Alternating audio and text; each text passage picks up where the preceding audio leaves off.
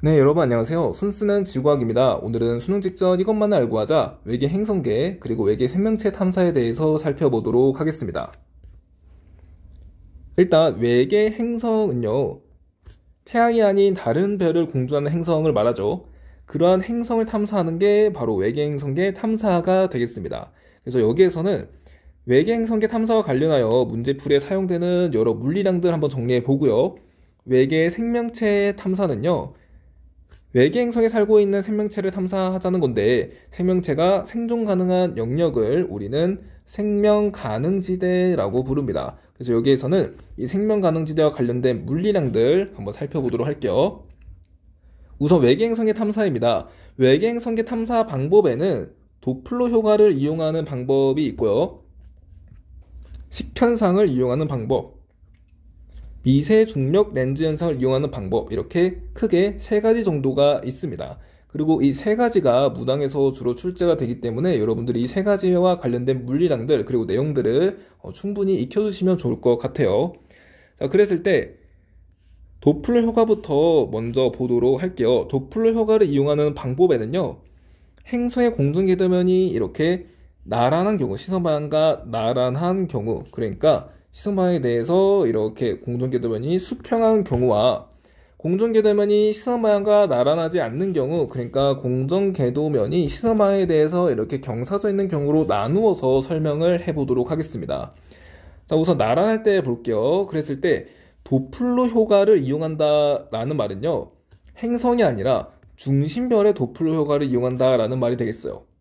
자, 왜 그럴까요? 왜 행성이 아니라 중심별의 도플러 효과를 이용할까요? 자, 도플러 효과는 무엇을 관측하겠다라는 말이냐면, 어떤 물체를 관측했을 때 그 물체의 스펙트럼, 물체에서 나타나는 스펙트럼을 관측하겠다라는 얘기예요. 그중 흡수 스펙트럼을 관측하겠다라는 얘기고, 흡수 스펙트럼에는 흡수선이 나타나죠. 그 흡수선의 적색 편이된 정도 혹은 청색 편이된 정도를 바탕으로 시선 속도를 구하고, 그 시선 속도를 통해 이 중심별이 외계 행성을 거느리고 있는지 없는지를 판단하겠다라는 말입니다.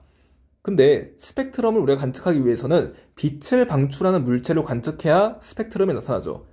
중심별과 행성 중 빛을 방출하는 아이는 누구예요? 중심별이죠. 그렇기 때문에 도플러 효과를 이용해서 외계 행성계를 탐사한다라는 말은 중심별을 이용해서, 중심별의 시선 속도를 이용해서 외계 행성계를 탐사할 것이다 라고 말하는 것과 같다라는 겁니다. 이 점 유의를 해주고요. 우리 공중궤도면이 시선 방향과 나란한 경우 우리가 숙지해야 될 물리량 세 가지를 살펴보도록 하겠습니다. 우선 중심별과 행성의 공전궤도부터 그려볼게요. 중심별과 행성은요, 이 공통질량 중심을 중심으로 서로가 중력적으로 묶여진 상태에서 서로가 서로를 공전하고 있습니다. 그래서 그 내용 조금 살펴보면, 우선 중심별과 행성이 여기 있다고 해볼게요. 중심별을 A라고 하고요, 행성을 B라고 해봅시다. 그랬을 때 제가 X표시 친 게 바로 공통질량 중심이라고 하는 거예요. 공통질량 중심. 자, 여기에서 중심별과 행성이 중력적으로 연결되어 있다라는 말이 뭐냐면, 중심별과 행성을 막대기로 이렇게 연결시켰을 때, 막대기로 연결시킨 느낌으로 이 막대기가 공통질량 중심을 중심으로 공전하고 있다라는 얘기가 되겠습니다. 이해 가나요? 그렇기 때문에 지금 중심별과 행성이 이렇게 나란하게 항상 배열된다라는 거예요. 중심별과 행성을 연결한 직선이 이 공통질량 중심을 항상 지나야 된다라는 말입니다. 그러면 중심별이 만약에 여기에 위치한다면요, 행성은 어디에 위치합니까? 여기에 위치할까요? 행성이 여기에 위치하게 되면은 공통질량 중심으로 연결했을 때 직선이 아니죠. 나무막대기로 연결된 상태에서 공전하는 게 아니잖아요. 그래서 행성은요, 나무막대기로 연결된 상태에서 공전을 해야 되기 때문에 여기 이렇게 공통질량 중심을 지나도록 일직선상에 항상 위치해야 됨을 우리가 파악할 수 있습니다. 그래서 이 행성과 중심별이 중력적으로 연결되어 있을 때의 특징을 여러분들이 잘 파악해 주시고요. 그리고 행성과 중심별이 이렇게 중력적으로 연결되어 있기 때문에 나타나는 특징들을 보도록 할게요. B가 공통질량 중심을 한 바퀴 돌 때 중력적으로 연결되어 있잖아요. 그렇기 때문에 A도 공통질량 중심을 한 바퀴 돈다라는 사실을 우리가 파악할 수 있습니다. 이 말이 뭐예요? A와 B의 공전축이 어떻다라는 얘기예요. 서로 같다라는 말이 되겠죠. 그래서 이 부분 여러분들 생각해 주시고요. 그랬을 때 공통질량 중심이라는 것도 한번 봐볼게요. 공통질량 중심이 뭐냐면 지금 A라고 하는 사람과 A라고 하는 사람이 있고요. B라고 하는 사람이 있습니다. A는 좀 무거운 아이고 B는 가벼운 아이예요. 이 둘을 시소에 태웁니다. 시소에 태웠을 때 이 시소가 수평을 이룰 수 있는 받침대의 위치, 이 받침대의 위치를 우리는 공통질량 중심이라고 말하는 겁니다. 그러면 지금 A는 무겁고 B는 가볍잖아요. 시소가 평형을 이루려면 받침대가 어느 쪽에 A에 가까이 위치해야 돼요? B에 가까이 위치해야 돼요? 어느 쪽에 가까이 위치해야지 시소가 평형을 이루나요? 그렇죠. 무거운 아이에 가까이 위치해야지 시소가 평형을 이룰 겁니다. 그래서 이 A를 중심별이라 보고요. 중심별 A라 보고 이 B를 행성이라 볼게요. 중심별과 행성 중에서 중심별이 더 무겁기 때문에 중심별 쪽에 공통질량 중심이 가까이 있다는 것을 확인할 수 있습니다. 그래서 제가 이 그림을 그렸을 때 중심별 가까이 공통질량 중심을 뒀고요. 행성으로부터 멀리 떨어지도록 공통질량 중심을 뒀다라는 거 우리가 확인할 수 있죠. 자, 그래서 여기에서 우리가 A와 B가 중력적으로 연결되어 있다는 게 무엇을 뜻하는지, 그리고 공통질량 중심이 무엇을 뜻하는지 살펴봤는데 주의할 부분 조금 짚고 가보도록 할게요. 도플러 효과를 이용한다라는 것은 중심별을 우리가 관측한다라고 했죠. 그렇기 때문에 만약에 행성이 이 방향으로 공조한다라고 하고 중심별이 이렇게 공조한다라고 해봅시다. 그러면 행성은 지금 멀어지는 방향으로 공존하고 있죠. 하지만 중심별은 어때요?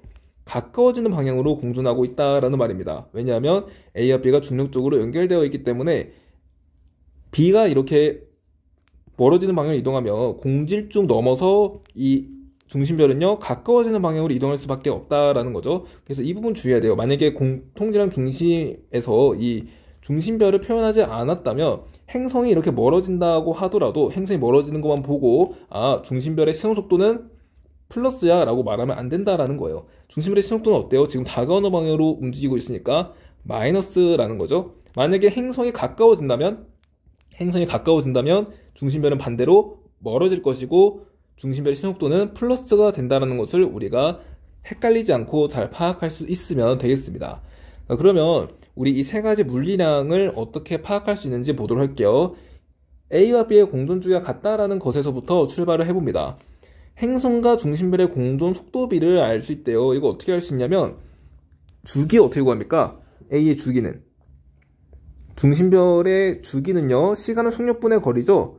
자, A가 공통질량 중심을 공조하는 속력을 VA라고 하고 B가 공통질량 중심을 공조하는 속력 우리 VB라고 둬볼게요. 그러면 시간은 속력분의 거리니까 속력분의 거리는 한 바퀴 도는데 이 길입니다. 원둘레죠? 그러니까 2파이 RA가 되겠어요. 자, B 어떻게 구합니까? B의 공존주기가 똑같죠? 시간은 속력분의 거리, 그러니까 B의 속력분의 2파이 RB가 되겠죠. 근데 A와 B가 서로 같다라는 겁니다. 공존주기가. 그렇기 때문에 VA분의 RA는 VB분의 RB가 된다라는 거 우리가 확인할 수 있죠. 그렇기 때문에 우리가 관계식을 정리할 수 있는데요. A와 B, 그러니까 중심별과 행성의 공존 속도비는 곧 뭐라는 거예요? 중심별과 행성의 공존궤도 반지름의 비와 같다라는 것을 우리가 파악할 수 있습니다. 그래서 이 부분 여러분들 인지를 좀 해주시고요. 그 다음에 행성과 중심별의 질량비에 대해서 살펴보도록 할게요. 행성과 중심별의 질량비는 어떻게 구할 거냐? 이 시소를 한번 다시 살펴볼게요. 이 시소에서 A의 질량이 있습니다. A의 질량이 지금 무거우니까 공질중 사이 거리가 가깝죠. 그러니까 A의 질량이 무거우니까 A의 공존궤도 반지름이 작습니다. 무거우니까 작아요. 그러면 A와 공존궤도 반지름의 관계는 반비례 관계라는 거죠. 그래서 중심별은요. 중심별의 공존궤도 반지름에 반비례한다라는 것을 파악할 수 있습니다. 중심별의 질량은 공존궤도 반지름에 반비례해요. B도 마찬가지죠. B의 질량도 공존궤도 반지름에 반비례할 겁니다. 왜냐? 가볍잖아요. B가 가벼운데 지금 멀리 있어요. 그러니까 공존궤도 반지름이 커요. 그러니까 반비례 관계라는 거죠. 그래서 이 부분을 통해서 우리가 질량비 구할 수 있어요. 중심별과 행성의 질량비는 공존궤도 반지름, 각각의 공존궤도 반지름의 역수와 같기 때문에 서로 이렇게 반비례 관계에 있다라는 것을 우리가 확인할 수 있죠. 그래서 이 부분 여러분들 기억해 주고요. 이제 이 첫 번째 식과 두 번째 식을 이용해서 무엇을 유도할 수 있냐면, 지금 보세요. 공전속도비를 반지름비, 공전궤도 반지름비로 나타냈고 질량비를 공전궤도 반지름비로 나타냈습니다. 그러면 똑같이 공통적으로 공전궤도 반지름비가 포함되어 있으니까 속도의 비를 질량의 비로 나타낼 수도 있을 것 같아요. 자, 그럼 속도의 비 한번 나타내 볼게요. 속도의 비는 A와 B의 속도의 비는 A와 B의 공전궤도 반지름비와 같고, 얘는요 A와 B의 공전궤도 반지름비는요 A 대 B는 B, 자 A 대 B는요 B 대 A죠. 그렇기 때문에 B와 A의 질량비와 같다라는 것을 파악할 수 있습니다. 그래서 A와 B의 공전 속도의 비는 A와 B의 질량비의 반비라는구나를 우리가 파악해주면 좋을 것 같습니다. 그러면 중심별의 시선속도와 공전속도의 관계에 대해서 한번 살펴볼게요. 이 관계를 파악하면 시선속도로부터 공전속도를 유도할 수도 있고요. 공전속도로부터 시선속도를 우리가 구할 수도 있겠습니다. 우선 이 중심별의 공전궤도부터 따로 떼어내서 그려보도록 할게요. 중심별은 공통질량 중심을 중심으로, 이 공통질량 중심을 중심으로 이렇게 공전하고 있다라는 거죠. 공전하고 있는데, 자, 이렇게 공전하고 있는데 우리가 시선 방향을 이쪽이라고 합시다. 우리가 바라보는 방향. 이 바라보는 방향과 평행한 직선을 그려볼게요. 자, 그리고 공통질량 중심을 지나는 이 직선을 L이라고 합시다. 직선 L이라고 해봐요. 그리고 공통질량 중심에서 행성이 중심별이 여기 있다고 합시다. 중심별이. 그러면 공통질량 중심에서 이 중심별을 향하는 이 방향 있죠. 이 방향과 L이 이루는 각도, 이 각도를 우리 세타라고 해봅시다. 이 각도가 세타라고 정의를 했어요. 그 상황에서 이 중심별은 무슨 방향으로 공전합니까?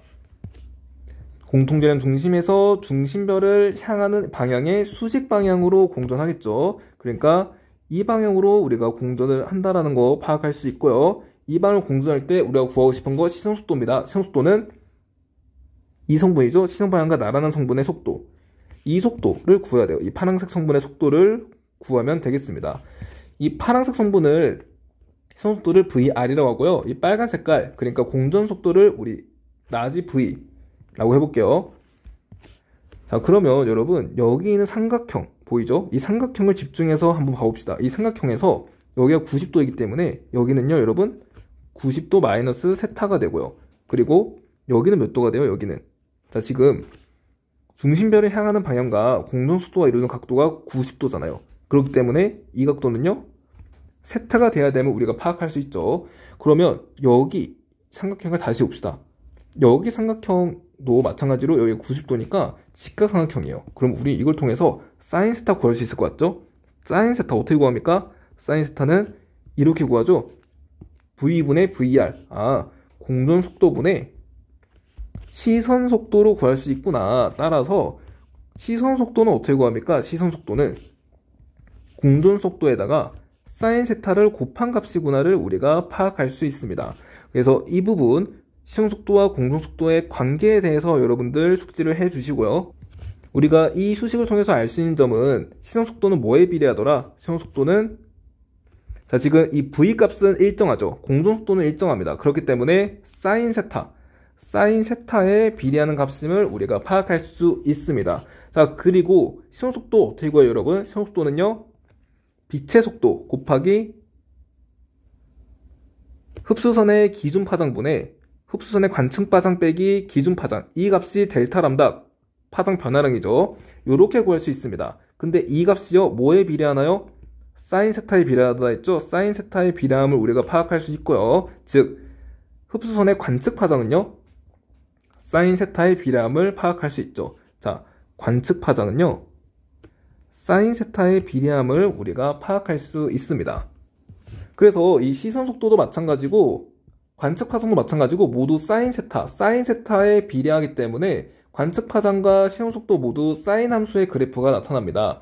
시간에 따른 시선 속도와 그리고 관측 파장을 그래프로 나타내면은, 자, 이거를 시간이라고 할게요. 자, 시간인데 시간은 사실 각도로도 표시할 수 있겠죠. 이 각도에 따른 각도에 따라서 이렇게 움직이니까. 자, 그랬을 때 여기가 시선속도인데, 세로축이 시선속도인데, 이 부분을 플러스 방향, 이 부분을 마이너스 시선속도라고 하고 여기 0이라 해볼게요. 그러면 이런 사인 함수의 개형을 따른다라는 것을 우리가 파악할 수 있습니다.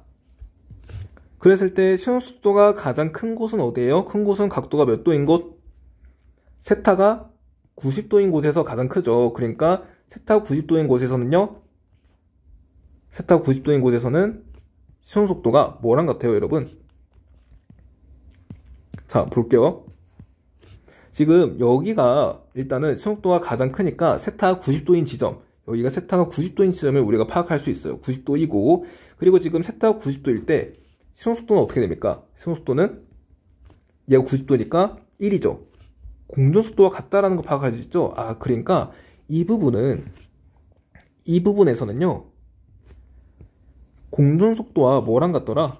시선속도가 서로 동일하더라 라는 것을 파악할 수 있겠습니다. 마찬가지로 여기도 마찬가지죠. 여기도 공전속도가요, 시선속도의 크기와 같다라는 거 우리가 파악할 수 있습니다. 그러면 이 공전속도와 시선속도가 같아지는 이 지점이 세타가 90도인 지점이잖아요. 세타가 90도라는 말은 여기라는 거죠. 이 L선과 여기 세로선 L선과 중심별의 방향이 직각을 이룬다라는 거예요. 이렇게 여기 위치할 때는 지금 자, 공전궤도를 이렇게 그려보면 다가오고 있잖아요. 중심별이 다가오고 있으니까 마이너스로 최대값인 거죠. 그러니까 이 부분, 자, 여기를 t1일 때라고 하면은, 자, t2일 때라고 하면은 여기가 지금 t2라는 거고요. 그리고 여기 위치할 때 90도로 여기 위치할 때는 멀어지고 있으니까 멀어지는 속도로 최대인 거죠. 이렇게 여기가 t2라는 것을 우리가 확인할 수 있습니다. 자, 이곳이 t2예요. 자, 그러면 우리가 자, t1로 합시다. 여기가 t1. 자, t1이라는 것을 확인할 수 있고, 자, 그럼 우리가 여기 0이 되는 지점도 궁금합니다. 우선 시선속도가 0이 되려면 어떻게 해야 돼요? 세타가, 자, 지금 VR이 V sin 세타니까 세타는 0도가 돼야 되면 파악할 수 있죠. 그러니까 세타가 0도가 되어야지 시선속도가 0이 됩니다. 그쵸? 그러면 세타가 0이 되는 지점은 이곳이랑 이곳이죠. 중심별이 여기 있다 해볼게요.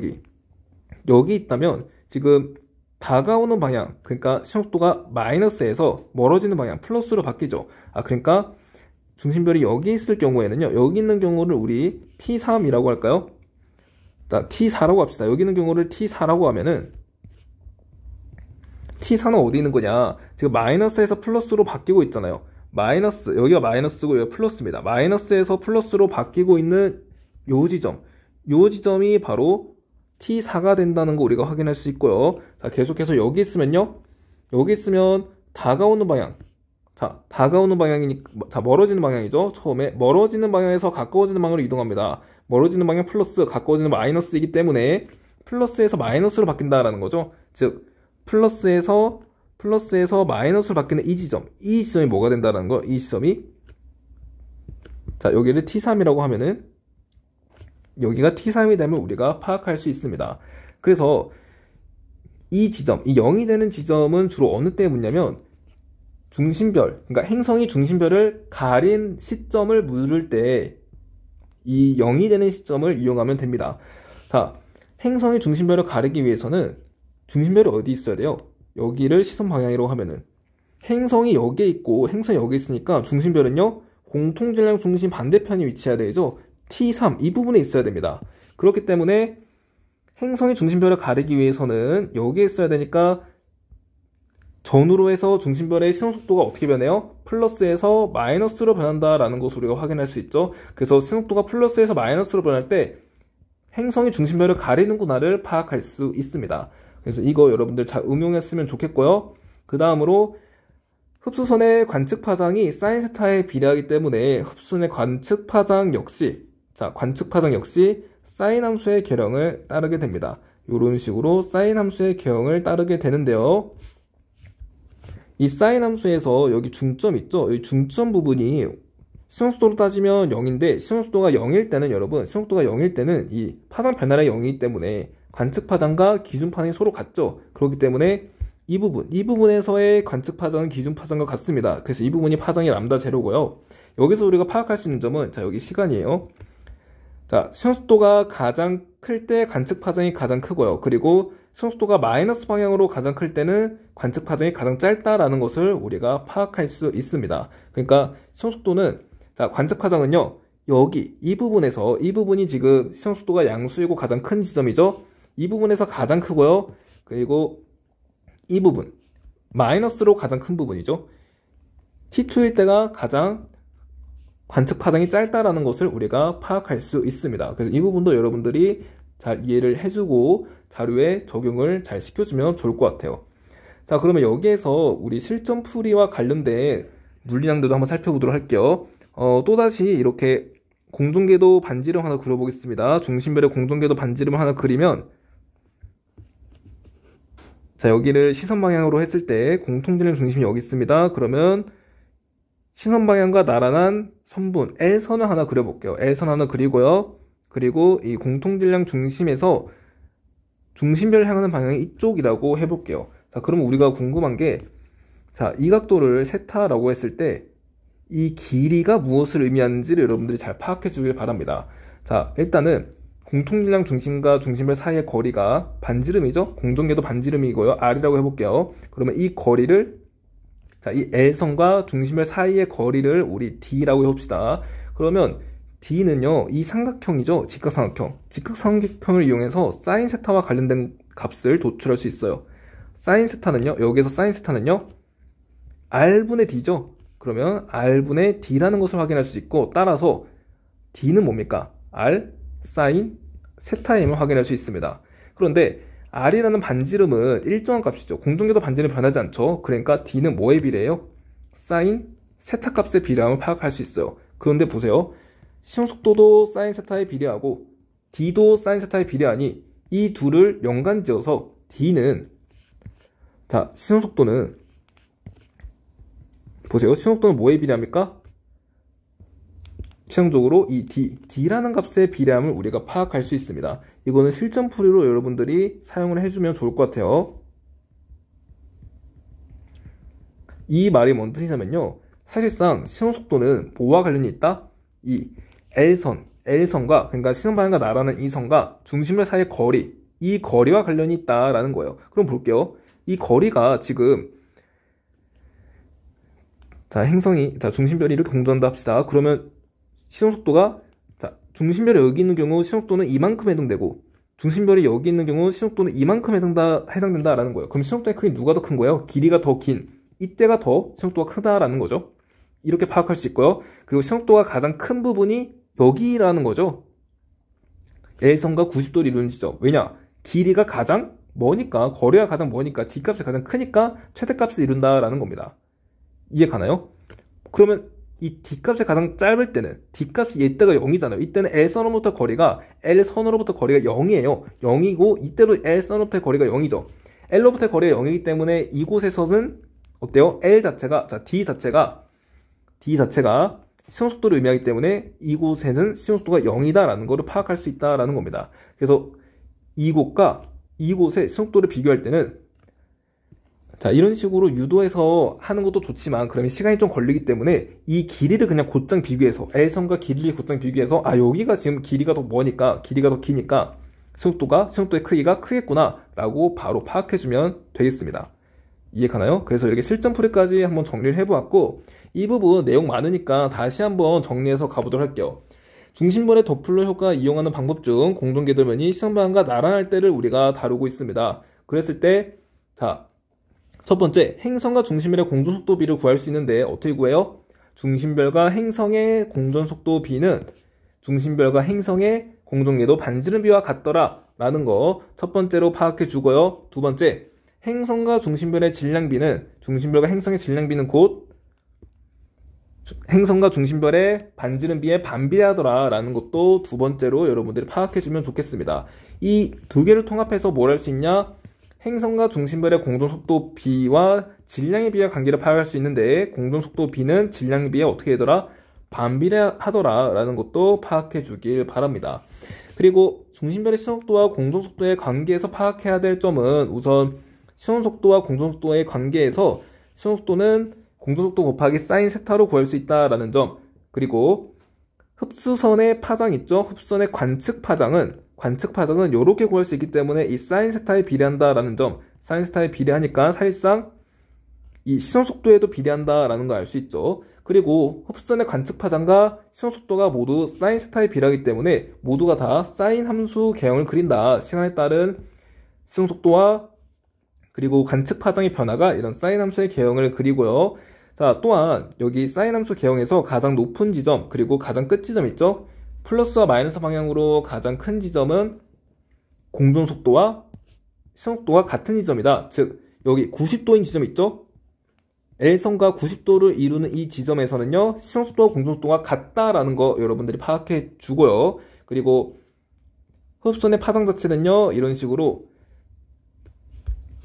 시선 속도가 플러스인 값이 가장 클 때 최대, 시선 속도가 마이너스인 값이 가장 클 때 이렇게 최소가 된다라는 것도 파악해 주길 바랍니다. 가장 중요한 실전 풀이는요, 시선 속도는 곧 뭐다? D랑 같다. 시선 속도는 D에 해당한다. 시선 속도를 구할 때 이렇게 L선으로부터의 거리를 여러분들이 잘 판단하면 시선 속도를 쉽게 비교를 할 수 있다라는 얘기가 되겠습니다. 자, 여기까지 공존궤도면이 시선 방향과 나란할 때 외계행 성계 탐사 방법 정리하고요. 이번에는 공존궤도면이 시선 방향과 나란하지 않을 때 경사서에 있을 때 도플러 효과를 이용하는 방법 정리를 해보도록 하겠습니다. 여기에서는요, 중심별의 시선 속도와 공존 속도의 관계에 대해서 다시 한번 정리할 필요가 있어요.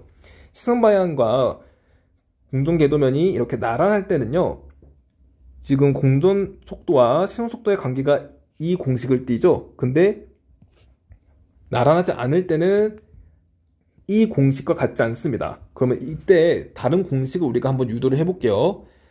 자, 우선 여기 이렇게 중심별이 공통질량 중심을 중심으로 돌고 있고요. 얘는 시선 방향입니다. 시선 방향과 나란한 이 선이 L선이라고 했죠. 그리고 여기 이곳에 중심별이 있습니다. 자, 우선 이 중심별이 L선과 90도를 이루는 이 지점 있죠. 이 지점에서는요, 시선 속도가 최대겠죠. 그래서 이때 시선 속도를 우리 VR max라고 합시다. 이때 시선 속도가 VR max입니다. 근데 이때 시선 속도의 최대값이 원래는 시선 방향과 나란하다면 공존 속도와 같아야 되지만 지금은요, 시선 방향과 나란하지 않기 때문에 공존 속도와 같지 않다라는 거예요. 그러면 이 VR max와 V의 관계식이 어떻게 되느냐라는 거죠. 자, 우리 이 시선 방향을 이렇게 봅시다. 이 방향에서 한번 관측을 해봅시다. 이 방향에서 관측을 하면 어떻게 되냐면 지금 여기 방향의 왼쪽 부분에 시선 방향이 위치하고 지금 가운데 부분에 이렇게 중심별이 위치하죠. 그러면 왼쪽 부분에 이렇게 시선 방향이 위치하고요. 왼쪽 부분에 시선 방향이 이렇게 위치하고 공존 궤도면을 이런 식으로 한번 그려보도록 할게요. 얘가 공존 궤도면입니다. 자, 그리고 중심별이 어디 있냐? 여기 있다라는 거예요. 여기 있어요. 이 중심별은 이 방향으로 지금 공존하고 있습니다. 그랬을 때 우리가 궁금한 거, 이때 시선 속도의 최대값. 시선 속도의 최대값은 여러분 이거예요. 이거로 말하는 거예요. 이거. 자, 얘가 바로 시선 속도의 최대값이 되는 거고요. 실제 공존 속도는 이 빨간색이 된다라는 겁니다. 그러니까 지금 시선 속도의 최대값과 공존 속도가 같지 않다라는 거죠. 그랬을 때 공존궤도 경사각을 세타라고 해볼게요. 이게 지금 공존궤도의 경사각이죠. 그러면 여러분 여기 있는 이 직각삼각형에서 코사인 세타 값을 유도할 수 있습니다. 코사인 세타 어떻게 구하나요? 여기 있는 세타를 세타 1이라고 해볼게요. 코사인 세타 1은 어떻게 구하나요? V분의 VR max로 구할 수 있죠. 아, 공존 속도분의 시선 속도의 최대값으로 구할 수 있구나 라는 것을 파악할 수 있습니다. 그렇기 때문에 시선 속도의 최대값은 사실상 뭐가 되는 거예요? 시선 속도의 최대값은 공전 속도 곱하기 코사인 세타 1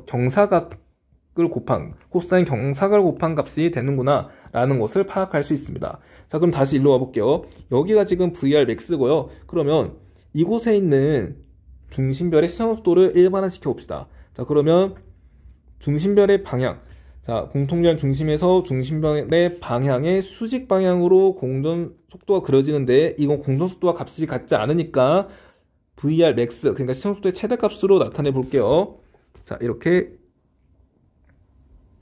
이 방향으로 공전하는데 얘가 바로 공전 속도가 아니라 시선 방향의 시선 속도의 최대값이 된다라는 거고, 우리가 구하고 싶은 거는 이거죠. 이 시선 속도. 이 시선 속도를 구해야 된다라는 말이 되겠습니다. 그러면 이 각도를 우리가 세타 2라고 했을 때, 여기가 세타 1이니까 헷갈리지 않기 위해서 세타 2라고 할게요.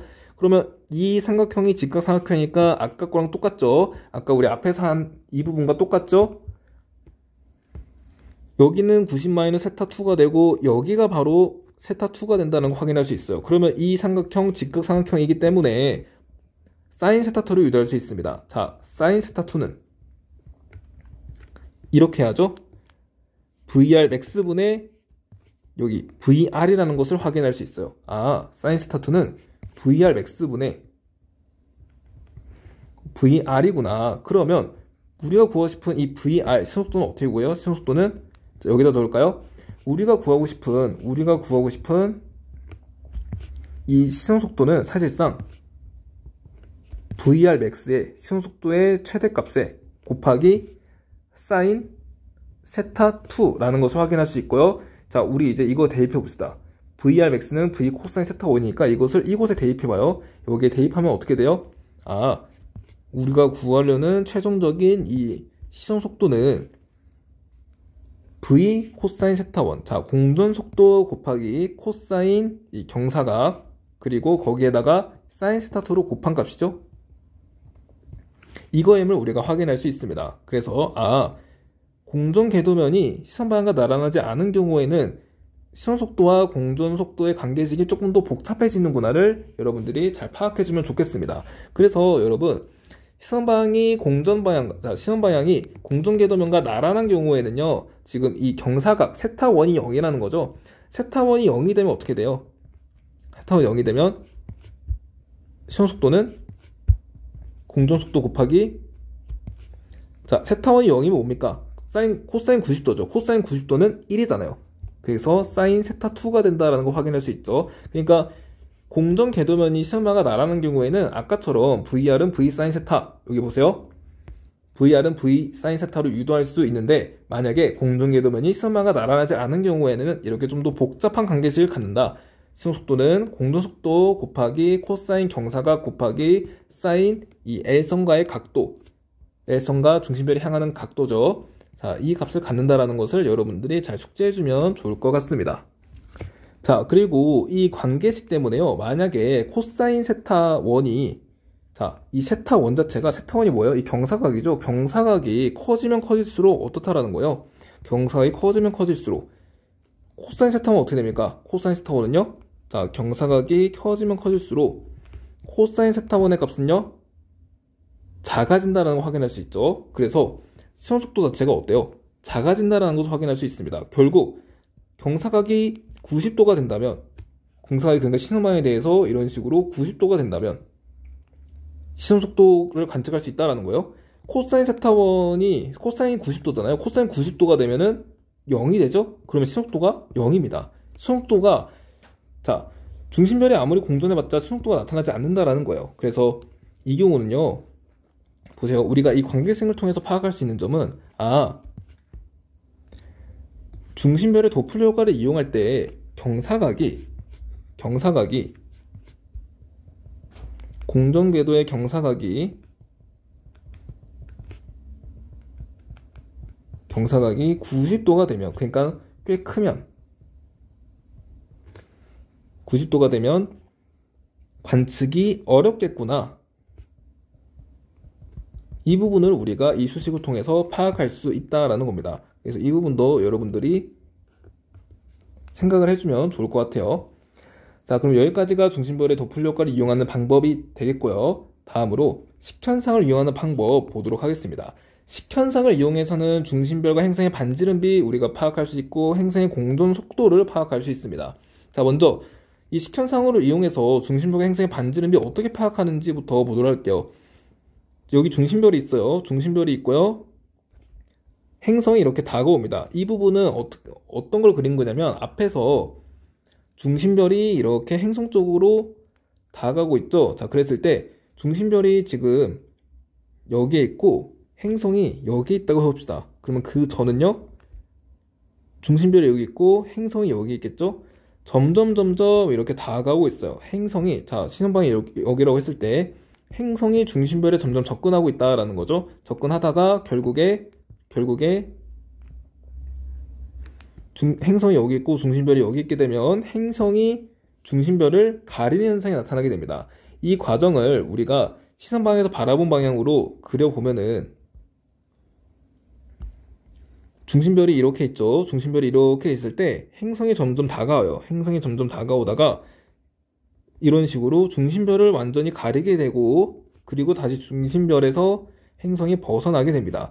자, 이렇게 가렸을 때 중심별의 중심별의 상대적인 밝기를 이용해서 행성과 중심별의 반지름비를 구할 수 있다라는 거예요.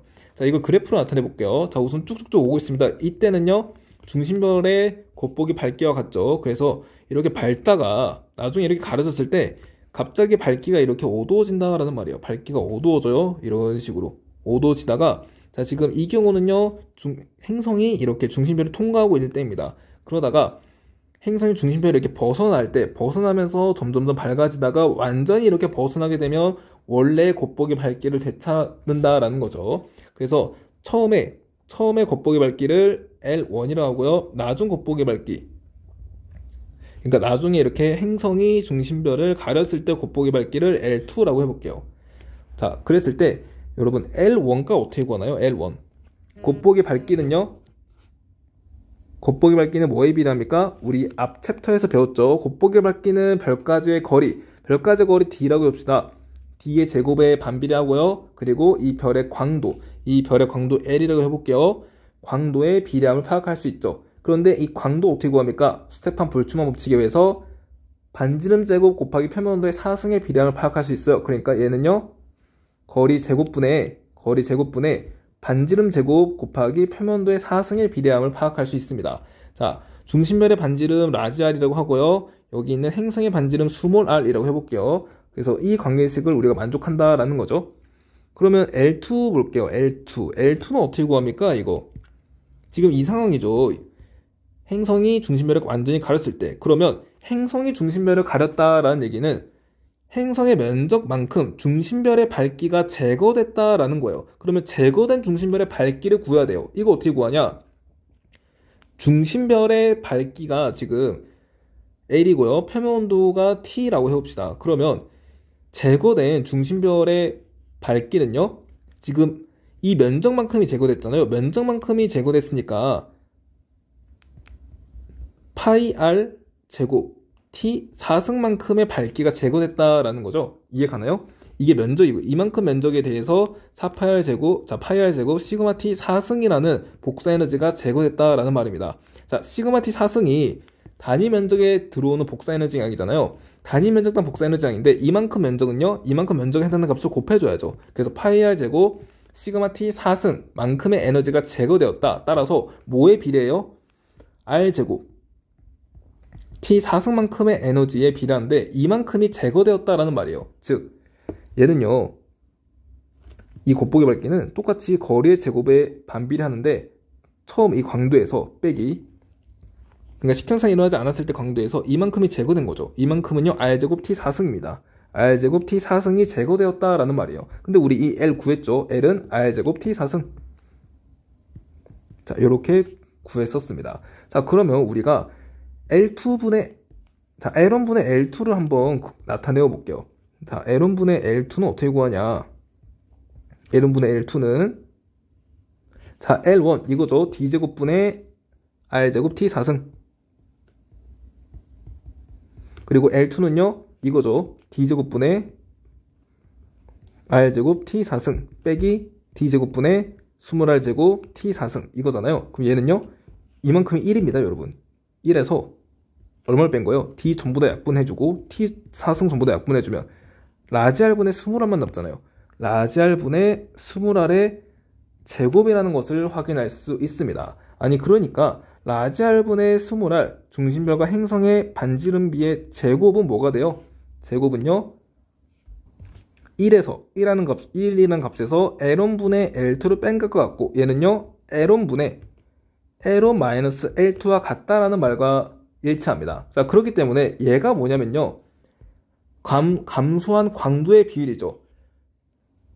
이만큼이 지금 L1 빼기 L2 값이잖아요. L1 빼기 L2인데 여기에 L1을 넣었다라는 말은 자, 이만큼이 감소한 비율인데 자, 이만큼이 감소한 값인데 식현상이 일어나지 않았을 때를 기준으로 감소한 곱보기 밝기의 비율을 우리가 구한다라는 말이 돼요. 그래서 이 뜻은 뭐냐면요. 이 뜻은요. 감소한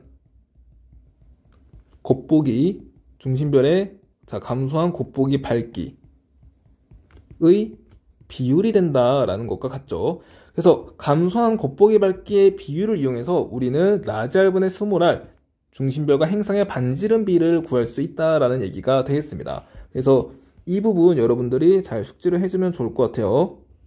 이 부분이 유독 문항에서 잘 적용할 수 있는 물리량이기 때문에 이 관계식을 정리해주면 좋을 것 같습니다.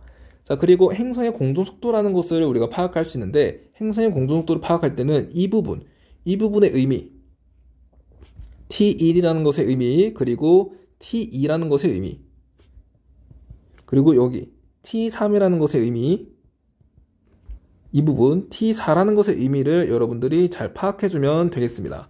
T1은 뭐예요, 여러분? T1은 지금 밝기가 감소하기 직전이죠. 그러니까 행성이 중심별로 들어가기 직전 이때가 되겠습니다. 이때가 뭐예요? 이때가 T1이라는 거고 자 그리고 T2는 뭐예요? T2는 지금 행성이 중심별 안으로 완전히 들어왔죠.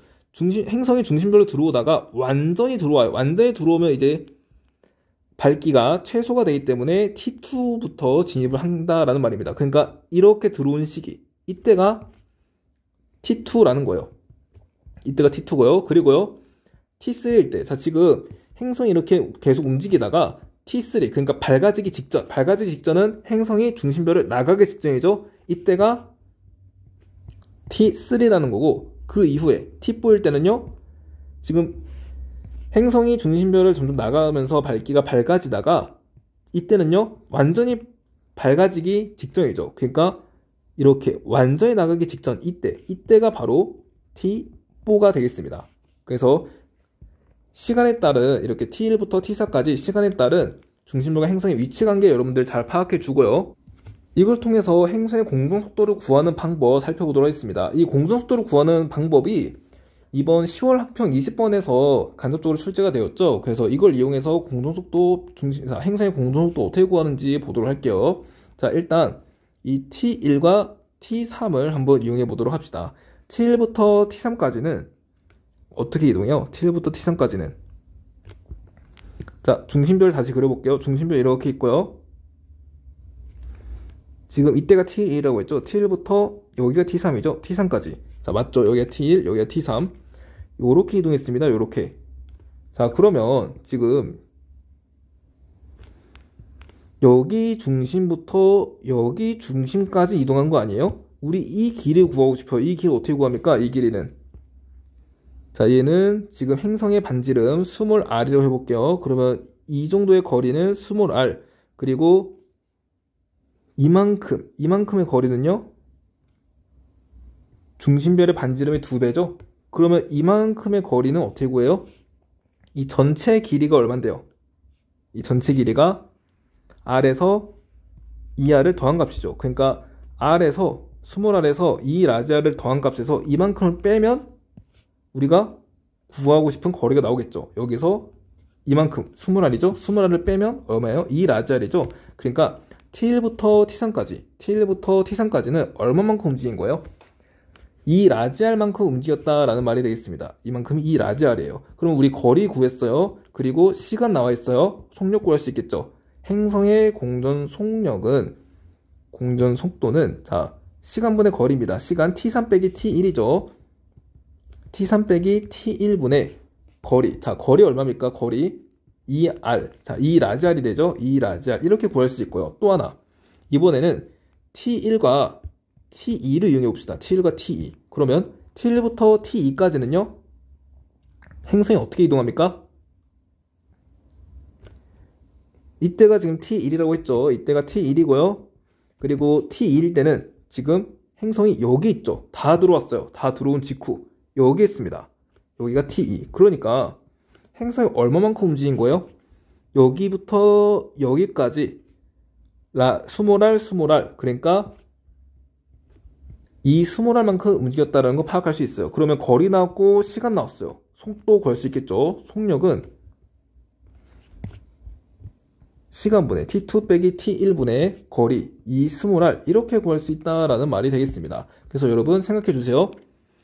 t1과 t 간격, t3과 t4 간격, 이걸 통해서는 뭘 구할 수 있다? 이 두 개를 통해서는 그렇죠. 이 스몰 r을 이용해서 우리가 속도를 구할 수 있다라는 거고요. 그리고 t1과 t3, 자 t1과 t3 혹은 t2와 t4를 이용해서는요, 이 라지알을 이용해서 행성의 공속도를 구할 수 있다라는 말이 되겠습니다. 이해 가나요? 그래서 이 부분 여러분들 정리를 해주길 바라고요. 그 다음에 우리가 식현상을 이용해서 중심별과 행성의 반지름 비를 구할 수 있다라고 했잖아요. 중심별과 행성의 반지름 비를 구하는 방법이 밝기 변화 비율을 이용해서 이렇게 나타낼 수도 있지만 하나가 더 있습니다. 이 부분은 좀 심화 버전으로 여러분들이 봐주면 좋을 것 같아요. 시선속도의 비를 이용하는 방법이 있어요. 이 시선속도의 비를 이용하는 방법은 지난 평가원 2023학년도 수능 20번에서 출제가 된 적이 있기 때문에 이 부분 제가 좀 가져왔고요. 이 부분을 설명을 좀 해보도록 하겠습니다. 자, 시선속도의 비를 이용할 건데 어떤 시선속도의 비냐, 여기 T1일 때의 중심별의 시선속도와 그리고 T3일 때의 중심별의 시선속도의 비를 이용해 보도록 하겠습니다. 그러면 T1일 때와 T3일 때 행성 그리고 중심별의 위치관계 다시 한번 그려보도록 할게요. 자, T1일 때는 행성과 중심별의 위치관계가 어떻습니까? 지금 이렇죠? 행성이 중심별에 들어가기 직전, 그러니까 행성이 여기 있고요, 중심별이 여기 있습니다. 행성이 중심별에 들어가기 직전이죠. 그러면 이 과정을 위에서 한번 바라볼게요. 위에서 바라보면 어떻게 그려지냐, 지금 중심별이 여기 있고요, 중심별이 여기 이렇게 있고, 행성은요 지금 중심별이 거의 붙어있는 것처럼 보여야 돼요. 그렇기 때문에 위에서 바라보면 이런 식으로 행성이 중심별에 거의 붙어 있어야 되니까 행성이 요렇게 그려진다라는 거 이해 가나요? 요렇게 그려지겠죠? 그랬을 때 이 행성의 중심과 중심별의 중심을 한번 연결시켜 보겠습니다. 그러면 여기 안에 공통된 중심이 어딘가 있겠죠? 자, 그랬을 때 이 중심별은 무슨 말로 공존하냐? 중심별은 이렇게 공존한다라고 해봅시다. 이렇게 중심별 공존하고요. 행성도 마찬가지로 이렇게 공존하겠죠. 반대 방향으로. 자, 그러면 얘는 공전 속도 V라고 해봅시다. 그랬을 때 우리가 구하고 싶은 거 시선 속도예요. 시선 속도는 이 방향입니다. 이 방향의 속도. 얘를 VR1이라고 해볼게요. 자, 이 VR1을 한번 구해보도록 합시다. 자, 우선 시선 방향이 지금 이쪽이죠. 지금 이 방향이 시선 방향이죠. 그랬을 때, 자, 볼게요. 지금 이 시선 방향과 나라는 방향, 이 시선 방향과 나라는 방향과 중심별이 이루는 각도 있죠. 시선 방향과 나라는 방향과 중심별이 이루는 각도. 지금 L선이, 이게 지금 L선과 나라는 방향입니다. L선과 나라는 방향. 자, 제가 말한 L이 뭐냐면, 지금 여기 있죠? 공통질량 중심을 통과하면서 시선 방향과 나라는 이 선을 L이라고 했죠. 이 L선을 그리면요, L선과 나라는 방향이 지금 이 방향이라는 거예요. 이 방향. 이 방향과 중심별이 이루는 각도, 그러니까 여기에서 L선과 중심별의 방향이 이루는 각도, 이 세타를 표기해 볼게요. 자, 이 세타가 어디에 떨어지냐, 자, L선과 중심별의 방향이 이루는 각도, 여기죠? 여기, 이거를 각도 세타라고 해봅시다. 그러면 여러분, 이거 이렇게가 억각이죠. 그러면 우리 이 각도도 뭐라는 거예요? 세타라는 거 확인할 수 있죠. 그럼 이 세타 지울게요. 우리 이 세타 가지고 얘기해 봅시다. 그러면 이 공전 속도와 지금 행성과 중심별을 연결한 이 선이 이루는 각도가 90도이면 우리가 파악할 수 있어요. 그럼 이 각도는 90 세타죠. 그럼 이 각도는요? 세타가 되겠죠. 아, 그러면 우리가 사인 세타의 관계식을 구할 수 있습니다. 사인 세타 어떻게 구하나요? 사인 세타는 V분의 VR. 자, 우리 많이 해봐서 이제 익숙하죠. 공전 속도분의 시선 속도로 구할 수 있음을 파악할 수 있어요. 따라서 공전 속도는요. 공전 속도는 자 다시 시선 속도는 공전 속도 곱하기 사인 세타m을 파악할 수 있습니다. 그러면 우리 사인 세타를 좀 파악을 해봐야겠네요. 사인 세타가 무엇을 뜻하는지. 자, 사인 세타는요. 지금 볼게요. 여기 이렇게 보조선을 하나 더 그어볼게요. 보조선을 하나 더 그어보고요. 여기 중심별의 반지름 라지알, 그리고 여기 뭘까요, 여러분? 여기랑 똑같죠? 이게 뭔데요? 행성의 반지름이죠. 행성의 반지름 20R이라고 해보겠습니다. 그리고 아까 Z각이어서 여기도 각도 세타가 된다라고 했죠. 그러면 우리가 이 삼각형에 집중할 필요가 있어요.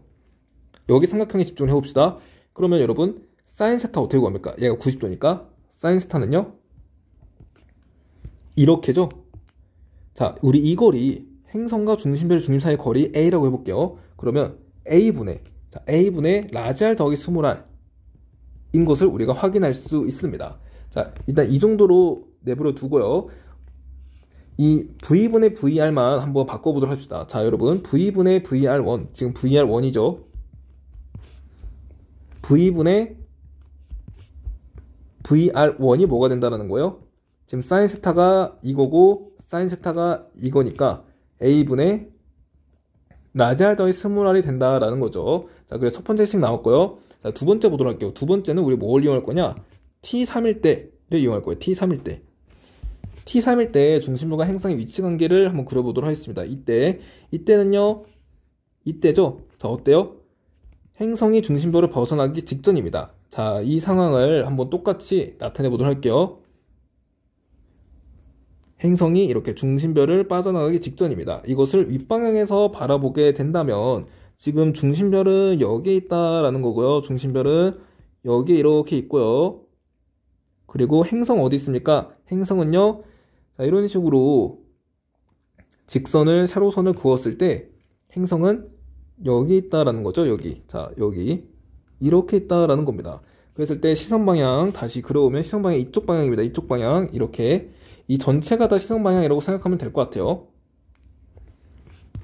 자, 이 상황에서 중심별의 중심과 행성의 중심을 연결한 선 그어보도록 하겠습니다. 이 선은요, 여러분, 이 선 사이의 거리 A라고 둘게요.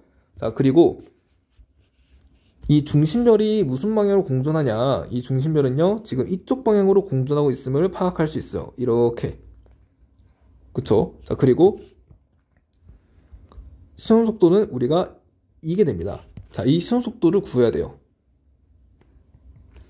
공전 속도 V이고요. 이때의 시선 속도 VR2라고 해봅시다. 자, 그러면 자, 이 상황에서의 중심별의 시선 속도 구해보도록 하겠습니다. 자, 어떻게 할 거냐면 지금 중심별의 방향과 지금 L선을 그리면 시선 방향과 나라는 이 선이죠. 이 선과 이루는 각도. 자, 여기에 선을 더 그어볼게요. 이 각도가 세타라고 해봅시다. 자, 이 각도가 세타이면은, 자, 이 세타랑 헷갈리니까 여기를 세타1이라고 할까요? 여기 세타1, 여기를 세타2라고 둬볼게요. 자, 그랬을 때, 여기는 얼마예요? 여기는 여러분 90-세타2죠? 그러면 이 각도. 자, 지금 중심별의 방향과 공전속도 방향이 90도잖아요. 그렇기 때문에 이 각도가 바로 뭐가 된다? 세타2가 된다라는 거 확인할 수 있습니다. 그럼 우리 이 직각삼각형 주시해 볼게요. 자, 이 직각삼각형에서 사인 세타2가 얼마입니까? 사인 세타2는 V분의 VR2죠. 아, 사인 세타2는 V분의 VR2라는 거 우리가 확인할 수 있습니다. 자, 그리고요. 이 사인 세타2와 관련된 수식들 한번 구해볼게요. 자, 지금 이만큼이 중심별의 반지름 라지 R이에요. 이만큼은 얼마예요? 지금 행성의 반지름이죠. 그러니까 이만큼은 20R입니다. 그럼 이만큼은요? 라지 R에서 20R을 뺀 값이죠. 중심별과 행성의 반지름 차이와 같습니다. 그럼 우리 여기 있는 이 직각삼각형을 주시해 볼게요. 이 직각삼각형에서 이 90도잖아요.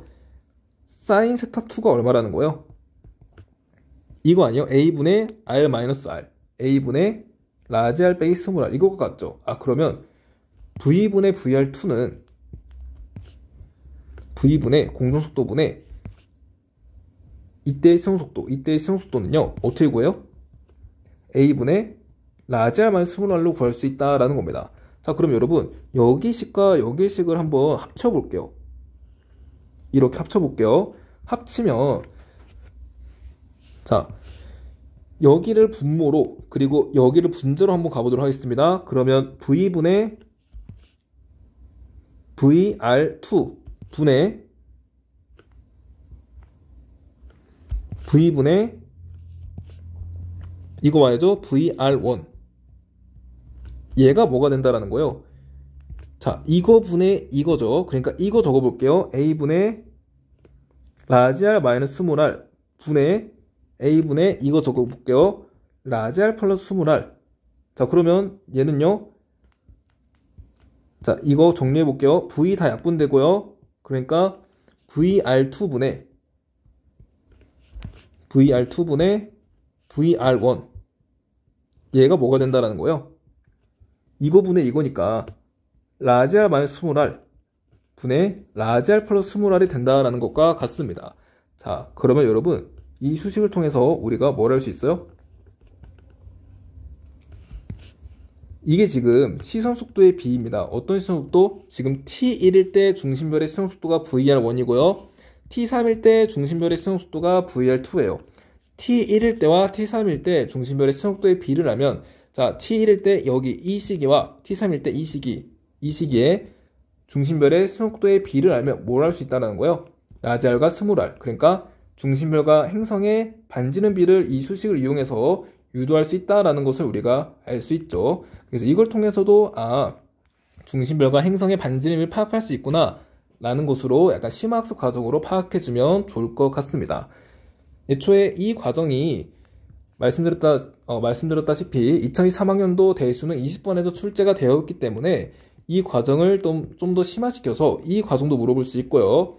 최종적으로 이렇게 시선속도의 비를 활용해서 행성과 반지름의 비를 구하는 방법까지 연결시켜서 우리가 생각할 수 있겠죠. 그래서 이 부분까지 좀 개념을 확장시켜서 여러분들이 생각해주면 더욱 좋을 것 같습니다. 자, 그리고 우리 이 부분을 좀 더 자세히 볼게요. 이 그림을 제가 어떻게 할 거냐면 90도로 회전시켜 볼게요. 그거에 대한 의미를 여러분들이 잘 생각해주면 좋을 것 같아요. 자, 이 그림 90도로 회전시켜 봅니다. 그러면 어떻게 될까요? 행성이 지금 여기 있고요. 중심별은 어디 있냐? 중심별은 지금 여기 이곳에 있게 됩니다. 그쵸? 그리고 이 행성의 중심과 중심별의 중심을 연결한 선에서 이 선의 길이 A라고 줬고요.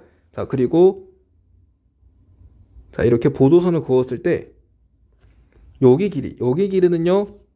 이 반지름 길이죠. 행성의 반지름 스몰 r. 여기 길이는요. 중심별의 반지름 라지 R이 된다라는 거죠. 자, 그리고 여기 각도가 몇 도라는 거예요? 세타 1이 된다라는 거예요. 자, 이런 식으로 90도를 이 그림을 90도 이렇게 회전시켰습니다. 그러면 여러분 우리가 여기를 바라보고 있을게요. 여기를 바라본다라고 하면은 이 뜻은 뭐예요? 자, 이렇게 보인다라는 것은 지금 우리가 이렇게 바라봤을 때 어떻게 보이는 거냐? 중심별이 지금 여기 있고요. 행성이 지금 이 위에 이렇게 있고 행성이 이런 식으로 이동한다라는 거예요. 자, 그럼 어때요?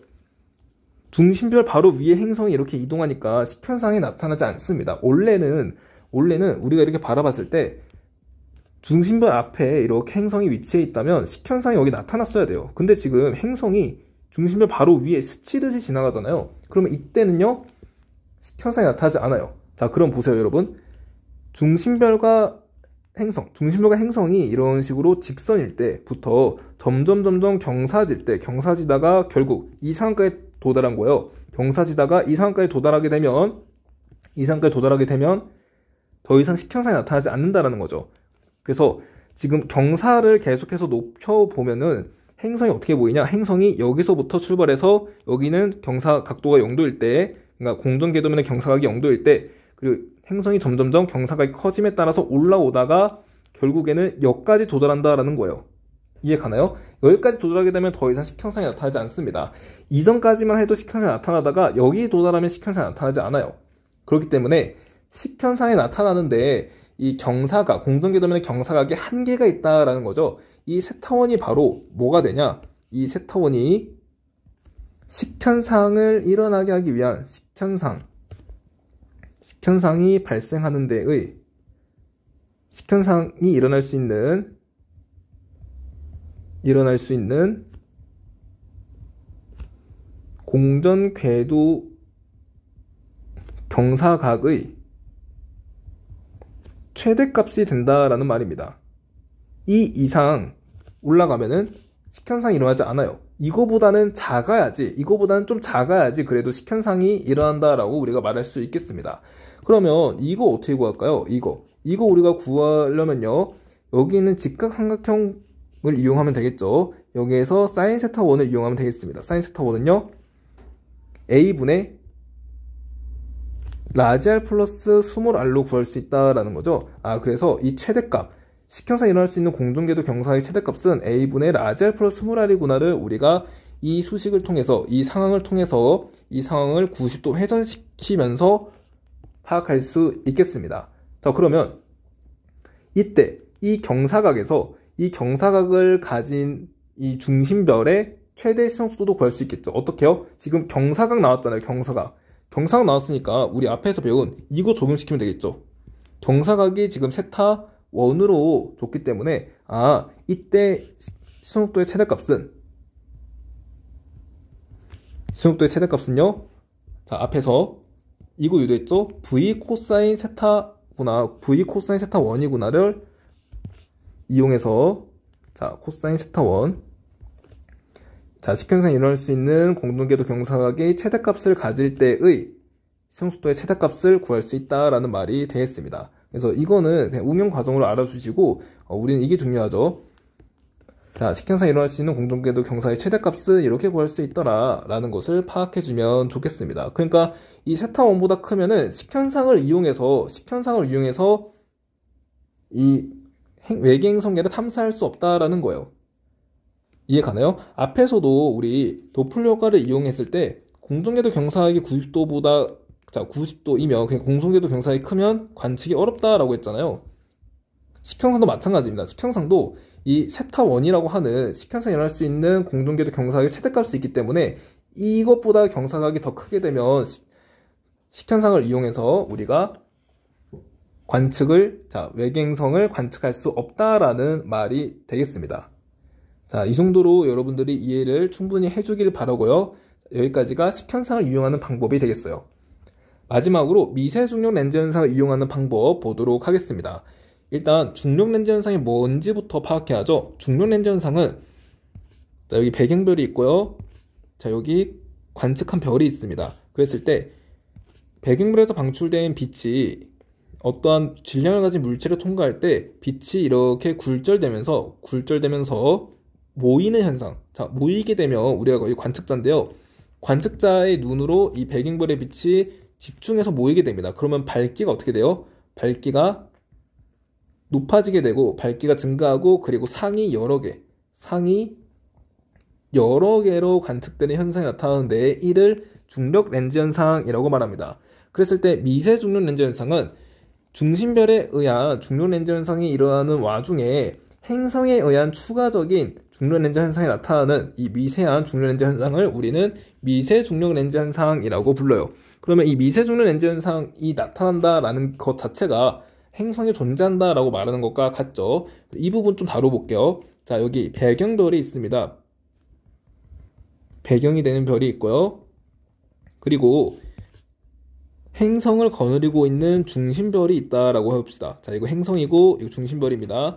자, 그랬을 때 이 중심별이 이쪽으로 다가와요. 관측자 여기 이렇게 있어요. 그랬을 때, 자, 중심별이 점점 다가오니까 중심별이 지금 이렇게 배경별과 일직선이 되면은 배경별의 빛이 우리 눈으로 모이면서 밝기가 최대가 됩니다. 자, 그래서 지금 중심별이 이쪽으로 다가올 때마다 밝기가 점점 어떻게 돼요? 올라가고 있어요. 밝기가 점점 올라가고 있고요. 올라가다가 지금 이때는 어느 때예요? 중심별이 드디어 여기에 도달할 때죠. 여기에 도달할 때, 그러니까 배경별과 우리 눈 사이에 직선에 위치할 때 이때가 밝기가 최대. 그리고 계속 가볼게요. 계속 이동하다가 이번엔 행성이 우리 관측자와 배경별 사이에 위치해요. 그러면 우선 중심별이 떠나갔으니까 밝기가 점점 감소해야 되는데, 원래는 밝기가 점점 감소해야 되는데 감소하다가 지금 행성에 의한 추가적인 밝기 변화가 나타나죠. 이 미세 중력 렌즈 현상에 의한 추가적인 밝기 변화가 이렇게 나타난다라는 말이 되겠습니다. 그래서 추가적인 밝기 변화가 나타나면 이 중심별이 행성을 거느리고 있구나 라고 판단해주면 되는 거예요. 그러면 우리가 주의해야 될 점, 여기에 있는 그래프는요, 밝기 변화 그래프인데 무슨 밝기 변화 그래프? 배경별이에요, 중심별이에요? 배경별의 밝기 변화 그래프죠. 자, 얘는 배경별의 밝기 변화 그래프이다 라는 거 여러분들이 파악해주면 좋겠습니다.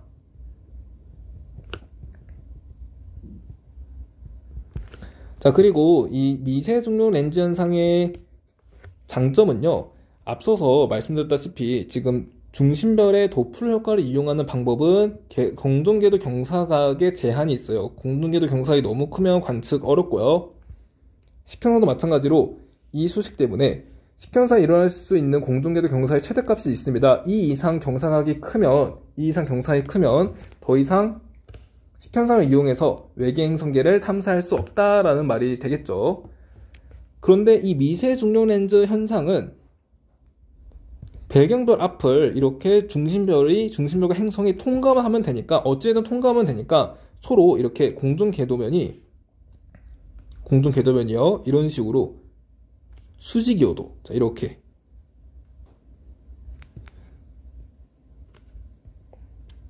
자, 이런 식으로 공동궤도면이, 자, 좀 잘 그려볼게요.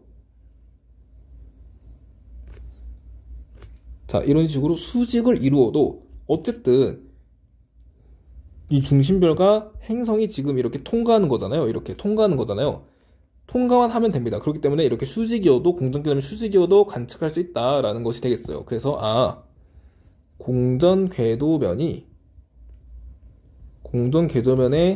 경사각이 90도여도 관측이 어떻더라? 관측이 가능하더라 라는 것을 여러분들이 파악해주면 좋을 것 같고요. 하지만 단점이 있죠. 식현상이나 이 도플러 효과 같은 경우에는요, 도플러 효과는 지금 사인 계형, 시간에 따라서 시선속도 변화가 사인 함수 계형을 따르고, 식현상도 마찬가지로 가려졌다가 다시 한 바퀴 돌면 또 가려지겠죠? 이렇게 주기적으로 뭔가 이벤트가 발생해요. 하지만 미세 중력 렌즈 현상 이용하는 경우에는요, 한 번 이렇게 떠나간 경우에는, 이 중심별이 배경별 사이를 한 번 떠나간 경우에는 다시 돌아오지 않습니다. 이벤트가 딱 한 번 발생해요. 이때 잘 관측해야지 외계행성계를 탐사할 수 있다라는 겁니다. 그래서 약간 일회성의 문제가 좀 됩니다. 일회성이 단점으로 작용할 수 있어요. 그래서 이 부분 여러분들이 잘 파악해 주길 바라고요. 여기까지가 외계행성계 탐사 부분이 되겠습니다. 다음으로 외계 생명체 탐사 부분 해보도록 할게요. 외계 생명체를 탐사할 때는요, 생명 가능지대를 잘 이용해야 됩니다. 왜냐하면 이 생명 가능지대가 생명이 거주 가능한 영역이기 때문이에요. 이곳에 외계 생명체가 있을 가능성이 높고, 이 영역을 우리가 제대로 파악해야지 외계 생명체를 탐사할 수 있겠죠. 생명 가능지대의 정확한 정의는 뭐냐면, 자, 물이 어떤 상태로 존재할 수 있는 영역이에요? 물이? 그렇죠. 액체 상태로 존재할 수 있는 영역을 생명 가능 지대라고 합니다. 그리고 생명 가능 지대는 특정 S값을 갖는다라고 했는데, 이 S가 뭐냐면 단위 시간당 단위 면적에 들어오는 복사 에너지 양이에요. 아니, 이게 도대체 뭔데? 한번 보면요. 자, 여기 중심별이라는 게 있습니다. 여기 중심별이 있고요. 그리고 이 중심별 주변에 어느 관측자가 있다라고 볼까요? 이 관측자는 행성 안에 있는 사람이 될 수도 있고, 아니면 우주 바깥에서 어떤 관측자가 될 수도 있겠죠. 자, 중심별과 이 관측자 사이의 거리를 스몰 r이라고 해봅시다. d라고 해볼까요? 자, 이 거리 d라고 해봅시다. 그랬을 때 이 d를 반지름으로 하는 거대한 구를 하나 그립니다. 거대한 구를 하나 그렸어요. 거대한 구를 하나 그리고요, 이 중심별 전체에서 방출되는 복사 에너지 양을 우리가 뭐라고 할 거냐? 자, 중심별에서 단위 시간당 방출되는 복사 에너지 양을 뭐라고 했습니까? 저번 시간에 광도라고 했죠? 자, 중심별 전체에서 방출되는 복사 에너지 양을 L이라고 해봅시다. 광도 L. 그랬을 때 이 구 전체 면적에 도달하는 복사 에너지 양도 얼마예요? 이 구 전체에 도달하는 복사 에너지 양도 L이 되겠죠? 자, 그럼 우리가 구하고 싶은 건 단위 시간당 단위 면적에 들어오는 복사 에너지 양이에요. 단위 면적이라고 하면 여기에 이 단위 면적, 조그만 면적이죠? 이 면적에 들어오는 복사 에너지 양을 구하고 싶다라는 건데, 이거 어떻게 구할 거냐? 자, 이거는요, 구 전체에 들어오는 복사 에너지 양이 L이니까 이 L을 구 전체 면적이 나누어 먹으면 이 단위 면적이 가져가는 복사 에너지 양을 구할 수 있겠죠. 구 전체 면적이 얼만데요? 4파이 D 제곱이죠. 아, 그러니까 얘가 뭐가 된다는 거예요? 단위 시간당 단위 면적에 들어오는 복사 에너지 양 S가 된다라는 겁니다. 그러니까 S는 뭐에 반비례합니까? 거리의 제곱에 반비례하고 광도의 비례함을 우리가 파악할 수 있죠. 그래서 이 부분 여러분들이 잘 생각해 주고요. 생명 가능 지대는 이 특정 S값을 갖는다라고 했어요. 자, 그래서 이게 뭔 소리냐면 중심별이 이렇게 있잖아요. 중심별이 이렇게 있고, 그리고 생명 가능 지대가 이렇게 있다라고 해봅시다. 그러면 여기가 지금 생명 가능 지대 안쪽 경계고 여기가 바깥쪽 경계인데, 안쪽 경계는 S1이라고 하는 특정 S값을 갖고요. 바깥쪽 경계는 S2라고 하는 특정 S값을 갖는다는 거예요. 그리고 생명 가능 지대는요, 이 어떤 S값인지 모르는데 이 S1 값과 S2 사이의 값을 가지면 생명 가능 지대라고 부르는 겁니다. 그래서 생명 가능 지대는 이 S값에 의해서 결정된다라고 생각해주면 좋을 것 같고요. 자, 그리고 이 친구의 의미를 좀 더 파악해 봅시다. 자, S는 D제곱분의 L이잖아요. 근데 이거 어디서 많이 봤어요? 곱보기 밝기는 뭐에 비례합니까? 자, 뭐에 반비례합니까? 거리의 제곱, 그리고 광도에 비례하죠. 거리의 제곱에 반비례하고 광도에 비례합니다. 이 식이랑 이 식이랑 너무 닮아 있어요. 사실상 똑같죠? 그리고 이 상황을 이용하는 것도 곱보기 밝기를 구할 때랑 같습니다. 즉, 이 S값을 우리가 뭐라 생각해 주면 되냐면, 이 S값을 사실상 어떤 관측자가 중심별을 바라봤을 때 그 중심별의 곱보기 밝기라고 우리가 생각해 주면 될 것 같아요. 자, 그래서 이 정도로 여러분들 파악해 주시고요. 우리는 그럼 S값을 이용해서 생명 가능지대의 물리량을 파악해 보도록 하겠습니다. 세 가지 가지고 왔는데요. 자, 우선은 중심별이 있고요. 중심별이 있고 생명 가능지대 안쪽 경계 그리고 바깥쪽 경계가 있다라고 해보겠습니다. 안쪽 경계, 바깥쪽 경계.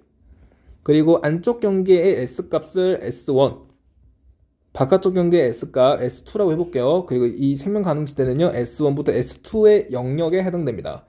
자, 그리고 중심별에서 안쪽 경계까지의 거리 R1, 중심별에서 바깥쪽 경계까지의 거리 R2라고 해볼게요. 자, 바깥쪽 경계 여기까지 거리 R2라고 해볼게요. 그랬을 때 R1 구하라네요. 안쪽 경계까지의 거리 R1 구해볼게요. 자, 우리 S 이용합시다. S는 D제곱분의 L입니다. 그러니까 S1은요, 안쪽 경계에 도달하는, 안쪽 경계 단위 시간당 단위 면적에 도달하는 복사 에너지양 S1은요, 뭐에 반비례해요? 거리의 제곱 R1이죠. R1의 제곱에 반비례하고 이 중심이라 광도 L이라고 해보면 L에 비례한다라는 겁니다. 즉 R1의 제곱은 S1분의 L에 비례하고요. 그리고 R1은요 루트 S1분의 L에 비례한다라는 거 확인할 수 있죠. 자, 또 해볼게요. 이번에 바깥쪽 경계에 도달하는 단위 면적당 단위 시간에 도달하는 복사 에너지 양은요, 거리의 제곱, R2의 제곱이죠. R2의 제곱에 반비례하고 이 광도에 비례합니다. 즉 R2 제곱은요 S2분의 L이 되기 때문에 R2는 루트 S2분의 L이 된다라는 거 우리가 확인할 수 있죠. 그러면 우리가 이걸 통해서 생명 가능지대 폭도 구할 수 있을 것 같아요. 자, 바깥쪽 경계까지의 거리는 R2고요. 생명 가능지대 폭은 뭡니까? 폭은 R2에서 R1을 뺀 거 아니에요? 여기서 여기를 빼면 폭이 나오는 거 아니에요? 그쵸? 그러면 R2에서 R1을 빼면 어떻게 됩니까? 이 값은 뭐에 비례하죠? 여기에서 이거를 뺀 거잖아요. 아, 그러니까 루트 S2분의 L 빼기 루트 S1분의 L에 비례하는구나. 얘는 뭔데요? 루트 L로 묶어볼게요. 루트 L에 곱하기 루트 S2분의 1 마이너스 루트 S1분의 1이라는 값과 같습니다. 우리가 여기서 파악할 수 있는 점은요, 중심별에서 생명 가능지대 안쪽 경계까지의 거리는 뭐에 비례해요? 루트 광도에 비례한다라는 사실 이거 파악해 주고요. 그리고 바깥 정렬까지의 거리도 역시 뭐에 비례합니까? 루트 광도에 비례한다라는 사실 알아주고 폭도 뭐에 비례해요? 폭 역시 자, 이 값은 특정 값이죠. 루트 L에 비례한다라는 거 우리가 잘 파악해주면 좋을 것 같습니다. 그러니까 생명 가능지대 안쪽 경계, 바깥쪽 경계 폭 모두 뭐와 관련되어 있어요? 광도와 관련이 되어 있다. 아, 얘네들 모두 광도와 관련이 되어 있구나 라고 인지를 해주면 좋을 것 같습니다. 자, 그러니까 광도가 클수록 안쪽 경계까지의 거리 멀어지고요. 바깥 경계까지의 거리도 멀어지고 이 폭도 커진다라는 것을 확인할 수 있어요. 자, 그러면 바깥쪽 경계까지의 거리가 이렇게 멀어지고 그리고 폭도 커져야 되니까 자, 안쪽 경계와 바깥쪽 경계까지 거리 모두 멀어지죠. 근데 폭도 멀어지려면 누가 더 빨리 움직여야 돼요? 안쪽 경계는 이렇게 멀어지면 바깥쪽 경계는 더 빨리 멀어져야지 이 폭이 커짐을 우리가 파악할 수 있죠. 자, 그래서 바깥쪽 경계, 자, 바깥쪽 경계는요, 안쪽 경계보다 속도가 더 빠릅니다. 예, 이것도 이 상황을 통해서 우리가 인지를 해주면 더욱 좋겠죠. 자, 여기까지가 외계 생명체 탐사 중 생명 가능지와 관련된 물리량을 우리가 살펴보았습니다. 그럼 우리가 여기까지 해서 외계 행성계 탐사와 생명체 탐사와 관련된 물리량들을 전체적으로 훑어보았고요. 이 물리량들을 문항에 한번 적용해 보도록 하겠습니다. 2024학년도 대수능 19번입니다. 외계 행성계 탐사 중 도플러 효과를 이용하는 방법이 되겠어요. 그림은 어느 외계 행성과 중심별이 공통질량 중심을 중심으로 공존하는 원궤도를, 표는 행성이 ABC에 위치할 때 중심별의 어느 흡수성 관측 결과를 나타낸 것이다. 행성의 공동궤도면은 광자의 시선 방향과 나란하다라고 했습니다. 자, 우선은 여기에서 여러분 A가 있고 B가 있네요. A가 있고 B가 있는데 공전 방향이 표시되어 있지 않아요. 공전 방향부터 표시를 한번 해보도록 하겠습니다.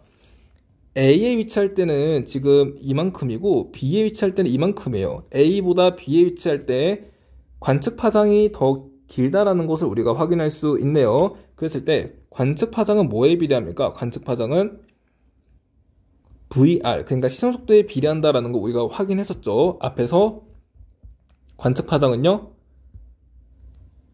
자, 관측 파장 어디 있죠? 여기 있나요? 관측 파장은요, 사인 세타에 비례하니까, 그리고 사인 세타는 VR에 비례하니까, VR은 결국 사인 세타, 그리고 이 관측 파장의 비례함을 파악할 수 있죠. 사인 세타는 관측 파장에 비례해서 이렇게 똑같이 사인 함수 개형을 나타낸다 라고 말씀을 드렸습니다.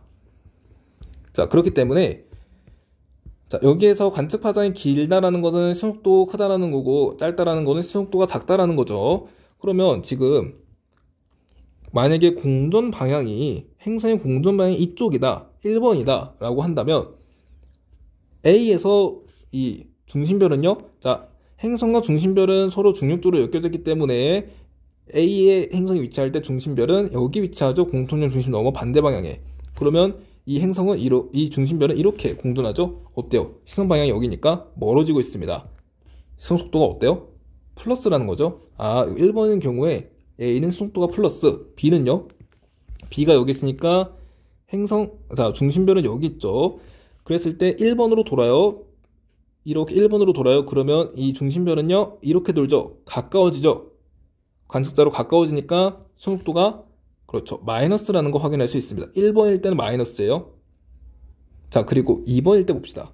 이 방향으로 공전할 때. 자, 2번일 때는요, A가 이렇게 공전합니다. 그러면 중심별은요, 이렇게 공전하죠. 중심별이 다가와요. 다가오니까 시선속도가요, 마이너스가 됩니다. 2번일 때는 마이너스가 되는 걸 파악할 수 있고, B일 때도 볼게요. B일 때는 지금 만약에 2번일 경우에는요, 요렇게 공전하니까 지금 중심별 여기 있죠. 여기에서 중심별이요, 요렇게 공전하는 걸 파악할 수 있습니다. 그러니까 중심별이 어때요?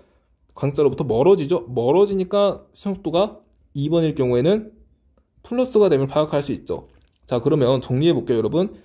시선속도가 지금 누가 더 커요? 시선속도가 1번인 경우에는요, A가 더 크죠. 그러니까 관측 파장도 A가 더 길 것입니다. 근데 지금 여기는 A가 더 짧죠. 2번 볼게요. 2번인 경우에는 지금 A는 속도가 마이너스, B는 플러스이기 때문에 B가 더 길죠. 자, B가 더 신속도가 크죠. 그렇기 때문에 관측 파장이 더 길다라는 거 확인할 수 있어요. 따라서 지금 관측 파장이 B가 더 길게 되려면 이 2번 방향으로 행성과 중심별이 공전해야 된다라는 것을 파악할 수 있습니다. 그러니까 이쪽 방향으로 공전하는구나를 우리가 확인할 수 있죠. 다시 이거 지워볼게요. 자, 이쪽 방향으로 공전한다라는 거 우리가 인지를 할 수 있습니다. 자, 그랬을 때 이 기준 파장도 한번 구해보도록 합시다. 기준 파장을 구하고 싶은데 우선은 이거 우리가 확인할 수 있죠. 자, 여러분, 기준 파장 구할 때 우선 시선 속도의 크기를 구해야 되잖아요. 시선 속도를 구할 때 여기가 지금 L선이에요. L선. 시선 방향과 공통질량 중심을 연결한 이 선. 얘가 지금 L선이에요. L선인데, 자, 이 L이 뭐냐면 앞에서 말씀드렸던 이거 말합니다. 이거. 시선 방향과 나란한 이 선. 이 선이 L선이라고 하고요. 그때 이 거리 있죠. 이 거리를 D라고 했을 때 D는 여러분 뭐였어요? D는 시선속도에 비례한다라고 했죠. 그러니까 이 D의 길이 자체가 시선속도의 크기를 의미합니다. 그러니까 앞에서 우리가 이 내용을 아니까요. L선으로부터 C까지의 길이 이렇게 그려봅니다. L선으로부터 A까지의 길이 이렇게 그려봅니다. L선으로부터 B까지의 길이 이렇게 그려봅니다. 시선속도 누가 가장 커요? A가 가장 크다라는 거 확인할 수 있죠. 길이 가장 기니까. 그리고 B보다 C가 더 시선속도의 크기는 크다라는 거 확인할 수 있죠. 길이가 더 기니까요. 그랬을 때 A와 B만 보면 되네요. A는 499.99 그리고 B가 500.005라고 하는데 이 A의 길이 이거를 우리 이 길이를 자, 요 길이를 한번 1이라고 해봅시다. 요 길이 1이라고 해보면 이 B의 길이는 얼마가 됩니까? 30도잖아요. 자, 지금 이 길이도 1이잖아요. 그럼 이 길이는 얼마가 됩니까? 이 길이는 사인 30도가 2분의 1이니까 2분의 1이 된다라는 거 확인할 수 있죠. 자, 그러니까 시선 속도가 1대 2분의 1, 2대 1이라는 거예요. 시선 속도의 크기가 2대 1이에요. 그런데 B는 지금 자, 공전 방향 이쪽이니까 B일 때는요. B일 때는 여기 지금 중심별이 위치하죠. 자, 중심별이요. 지금 이렇게 멀어지고 있죠. B일 때는 시선 속도가 플러스. 자, 그리고 A일 때는요. 중심별이 여기 위치하죠. 자, 이 방향으로 다가오고 있습니다. A일 때는 시선 속도가 마이너스예요. 자, 그러면 자, 지금 여기가 시선속도 0 부분인데 시선속도가 0, 즉 람다 제로죠. 관측 파장, 기준 파장 부분이죠. 기준 파장인데 시선속도가 A는요 2칸 가야 돼요. A는 마이너스로 2칸 가야죠. 마이너스니까. 자, 마이너스로 지금 이렇게 2칸 가서 자, 여기에 지금 499.99가 있다라는 뜻이 되고요. 그리고 B 같은 경우에는요 시선속도가 2분의 1. 자, 여기에 절반이니까 여기 한 칸 가서 이곳에 뭐가 있다는 거예요? 이곳에. 자, 이곳에 얘를 좀 옮겨 볼게요.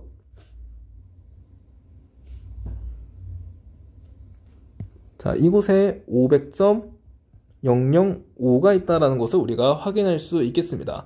자, 그럼 람다 제로로 구하려고 하는데 지금 이만큼 전체 간격이 499.99에서 자, 500.005에서 499.99를 빼면 0.015잖아요. 그러니까 이 한 칸 간격이 0.005라는 거 우리가 파악할 수 있습니다. 0.005니까 이 람다 제로 구할 수 있겠죠? 여기서 0.005 빼면 500이잖아요. 그러니까 기준 파장은 500이구나 라는 거 확인할 수 있겠네요. 그러면 이 기역도 구할 수 있을까요? 기역은 뭔데요? C잖아요. C 이 정도 길이 얼마죠? 1대 1대 루트인가요? 그러면 여기가 1이니까 2분의 루트 2임을 우리가 확인할 수 있죠. 2분의 루트 2.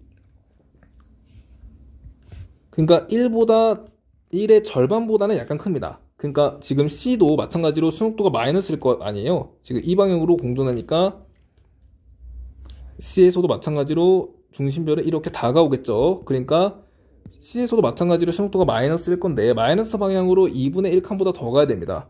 마이너스 방향으로 2분의 1 칸보다 더 가야 돼요. 여기에 있다는 거죠. 여기에 뭐가 있어요?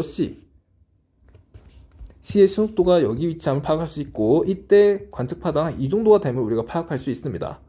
자, 이 정도로 분석하고 선지 볼게요. 기억. 행성이 B에 위치할 때 중심별의 스펙트럼에서 적색 편의가 나타난다. 자, 행성이 B에 위치할 때는 지금 어디예요? 여기죠. 여기에는 자, 무슨 편의가 나타나요? 지금 시청속도가 플러스니까 덕세편이 나타난다. 이거 맞는 선지 되겠습니다. 니은 볼게요. 기역은 499.995보다 작다. 자, 기역 보면 지금 C가 여기 위치해요. 그러니까 C가 여기 위치하니까 499.995는 어디 위치하는데요? 여기 위치하죠. 여기가 499.995죠. 이만큼이 0.005 간격이니까. 그러니까 이거보다는 어때요? C가 짧다라는 거 우리가 확인할 수 있죠. D급 볼게요. 중심비례 공정속도는 6이다 라고 했는데 이거는 이 A를 이용해봅시다. A는 지금 이 L선과 중심별이 이룬 각도가 90도이기 때문에 이 A에서는요 공전속도가 곧 뭐예요? 시선속도죠. 그러니까 시선속도를 구하면 공전속도 바로 구할 수 있습니다. A에서의 시선속도 구해볼게요. A에서의 시선속도 VRA는 이거 이용해야죠. 자, 우선 빛의 속도 3 곱하기 10의 5승 곱하기 람다 제로분의 람다 제로 얼마인데 500 나왔죠. 500분의 500에서 499.99를 뺍시다. 델타 람다면 0.001이죠. 0.01인가요? 0.01 이렇게 해주면 되겠습니다. 자, 그러면 분자와 분모의 2를 곱하면 이거는 10의 3승이 되고 얘는요 2 곱하기 10의 마이너스 2승이 되죠.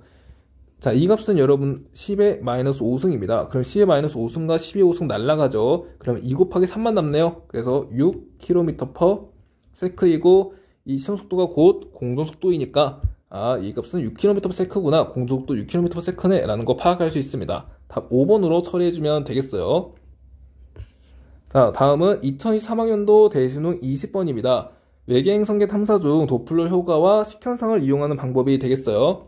자, 이 내용이 좀 많이 어려웠습니다. 자, 특히 이 디귿선지가요 우리가 앞에서 학습을 했던 이 내용을 적용해야지 풀 수 있는 부분이었어요. 그러면 이 내용 같이 보도록 할게요. 그림은 어느 외계행성계에서 식현상을 일으키는 행성에 의한 중심별의 상대적 밝기 변화를 일정한 시간 간격에 따라 나타낸 것이다. 중심별의 반지름에 대하여 행성 반지름은 20분의 1배. 그리고 자, 우선 이거부터 파악해 볼게요. 중심별의 반지름에 대하여 행성의 반지름, 이거 R분의 R값 준 거예요. 얘는 20분의 1이라고 합니다. 그러면 라지 R은 얼마라는 거예요? 20, 20R이 된다라는 거죠. 행성의 중심과 중심별 중심 사이의 거리는 4.2배이다 라고 했어요. 그러니까 행성의 중심과 중심별의 중심 사이의 거리를 우리 A라고 한다면 A는 4.2 라지 R인데, 자, 라지 R은 20, 20R이니까 얘를 여기 대입하면 84, 20R이 된다라는 거 확인할 수 있죠. 자, 이렇게 확인하고요. 선지 볼게요. 기억, T1일 때 중심별의 상대적 밝기는 원래 강도의 99.75%이다 라고 했습니다. 자, 우선 이 말의 의미를 파악해 봅시다. 원래 강도, 여러분 원래 강도는 뭐예요? 식현상이 일어나기 전의 강도로 말하는 거죠. 그러니까 여기를 우리 L1이라고 하고 여기를, 자, 이곳을 L2라고 해볼게요. 그러니까 식현상이 일어난 후에 이 밝기를, 곱보기 밝기를 L2라고 하면은 이 원래 강도는 L1을 의미하고요. 중심별의 상대적 밝기 T1일 때 중심별의 상대적 밝기는요 L2를 의미한다라는 거죠. 그래서 원래 강도에 얼마니라고 물어봤으니까 얘는요 L1분의 L2를 묻는 것과 같습니다. L1분의 L2 어떻게 구해요 여러분? 앞에서 이거 했죠? 중심별과 행성의 반지름비 구할 때 L1분의 L2는 L1에서 L1분의 L2를 빼면요 라지 R분의 20R의 제곱이 됐습니다. 중심별과 행성의 반지름비를 구할 수 있다라는 거죠. 즉, 자, 이거는 위에 적어봅시다. L1분의 L2는 1에서 라지 R분의 20R의 제곱을 뺀 것 같습니다. 우리 라지 R분의 20R은, 자, 다시 우리 여기 하고 있었죠. 자, 위에다 적어보겠습니다. 자, 우리 L1분의 L2 구하고 있어요. L1분의 L2는 자, 1 마이너스 라지 R분의 20R의 제곱이다 라고 표현할 수 있겠습니다. 그쵸? 자, 그러면 이 라지 R분의 20R을 우리가 줬어요. 여기죠, 여기 20분의 1이죠? 그러니까 얘는요 1 빼기 400분의 1과 같고요. 그러면 400분의 1은 어떻게 보면 만분의 얼마입니까? 25로 곱하면 분자와 분모에 만분의 25죠. 그러면 1 빼기 만분의 25는 뭐예요? 만분의 9975가 됩니다. 얘를 퍼센테이지로 바꾸면 99.75%가 되죠. 그래서 기억은 맞는 선지가 되겠고요. 니은 볼게요. T에서 T3 동안 중심별의 스펙트럼에서 흡수선의 파장은 점차 길어진다. 자, 흡수선의 파장은 뭐와 관련되어 있습니까? 시선 속도와 관련이 있죠. 자, 그랬을 때 T1부터 T2까지 지금 이렇게 4칸인데 얘네들이 모두 간격이 같아요. 그리고요, 왜냐면 일전 시간 간격에 따라 나타냈으니까 간격이 모두 같죠. 그리고 식현상이 일어났을 때부터 다시 일어나기까지 걸린 시간은요, 이 중심별의 공전주기와 같겠습니다. 자, 그러면 이만큼은요, 공전주기의 4분의 1이 되고 4분의 1바퀴로 돌았으니까 얘가 360도만큼 돈 거잖아요.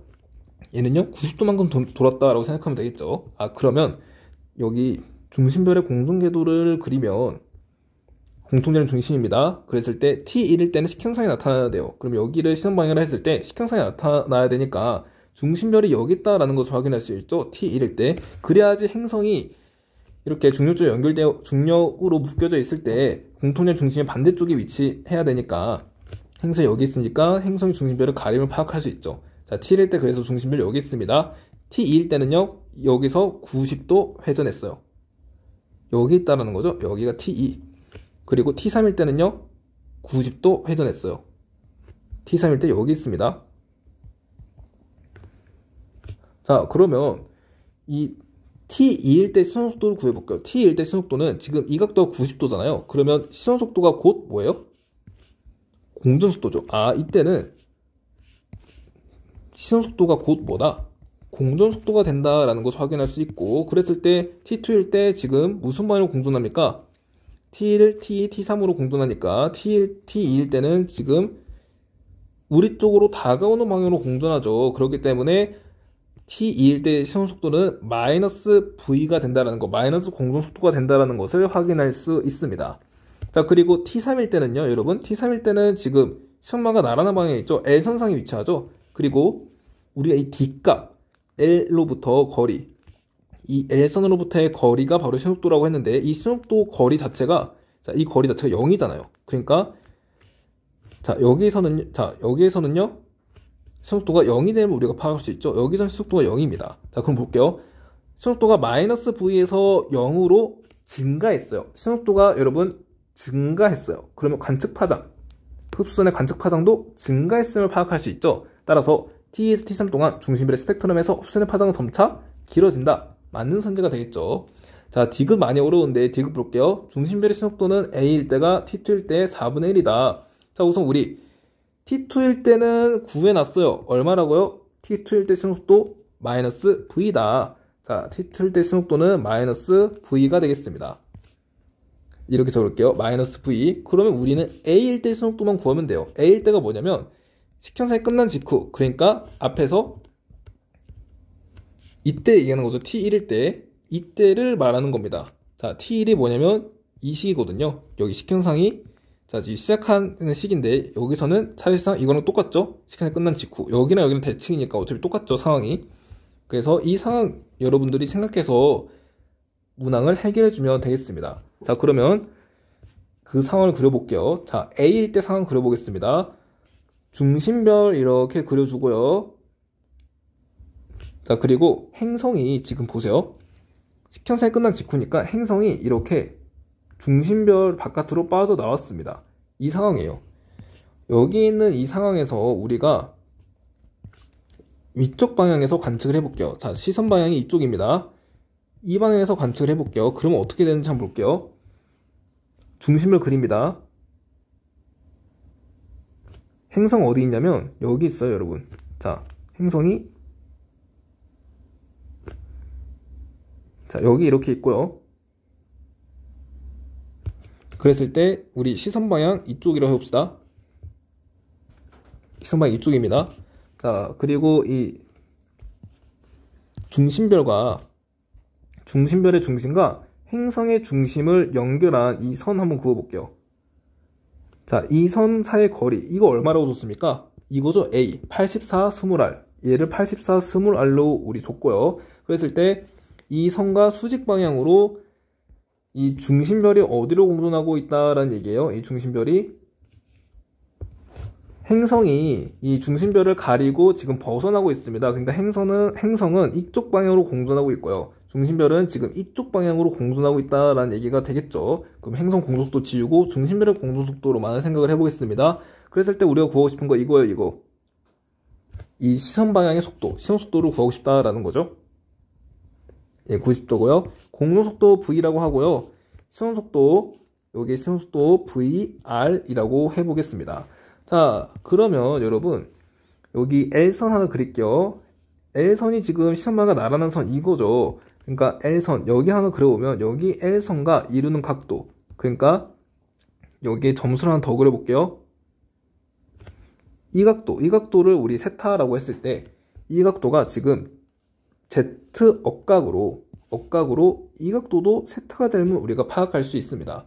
그러면 이 공전 속도와 중심별의 방향을 이루는 각도가 지금 90도잖아요. 그렇기 때문에 이 각도는요 90만의 세타가 되고 이 각도는 세타가 되면 우리가 파악할 수 있죠. 그러면 여기 직각삼각형 볼게요. 여기 있는 직각삼각형에서 사인 세타 어떻게 구합니까? 사인 세타는 V분의 VR, 공전 속도분의 시선 속도로 구할 수 있음을 우리가 파악할 수 있습니다. 자, 그러면 우리 사인 세타와 관련된 값만 구하면 될 것 같아요. 사인 세타는 또 어떤 값과 같냐면 여기 선 연결시켜 볼게요. 그러면 이 부분은 라지 R, 그러니까 중심별의 반지름, 이 부분은 스몰 r, 행성의 반지름이죠. 라지 R 더하기 스몰 r과 같습니다. 라지 R 더하기 스몰 r은요, 자, 이 스몰 r이 있고 라지 R이 지금 20 스몰 r이니까 여기가 20 스몰 r, 그러니까 이 전체 길이는 얼마가 된다는 거예요? 20에다 1 더하니까 21 스몰 r이 된다는 거 확인할 수 있죠. 따라서 사인 세타는 우리 여기 삼각형 볼게요. 여기 삼각형에서 사인 세타는요 84r분의 21r이죠. 84r분의 21 스몰 r, 얘는요 4분의 1이 되는구나를 파악할 수 있어요. 그대로 대입하면은 V분의 VR이 4분의 1이랍니다. 그러면 VR 이거는요 시선 속도는 4분의 1, 자, 4분의 1 V라는 것을 우리가 확인할 수 있죠. 왜냐면 사인 세타가 4분의 1이니까. 자, 따라서 시선 속도가 4분의 1인데 여기 앞에 등호 붙여줘야죠. 자, 부등호 붙여줘야죠. 자, 부호를 붙여줘야죠. 부호 뭡니까? 지금 다가오는 방향이잖아요. 이렇게 관측자로 다가오는 방향이기 때문에 마이너스 달고 와야 됩니다. 그러니까 A일 때 시선 속도는 마이너스 4분의 1 V라는 거 확인할 수 있습니다. 이때 시선 속도는 마이너스 4분의 1 V가 되는구나. 그러면 볼게요. 중심별의 시선 속도는 A일 때가 T2일 때 4분의 1배이다 라는 거는 맞는 선지가 되겠네요. 답 5번으로 처리해주면 되겠습니다.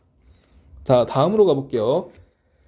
2021학년도 대수능 18번입니다. 외계행성계 탐사 중에 미세 중력 렌즈 현상을 이용하는 방법이 되겠습니다. 그림 칸은 별 A와 B의 상대적 위치 변화를 시간 순서로 배열한 것이고, 나는 가해 관측 기간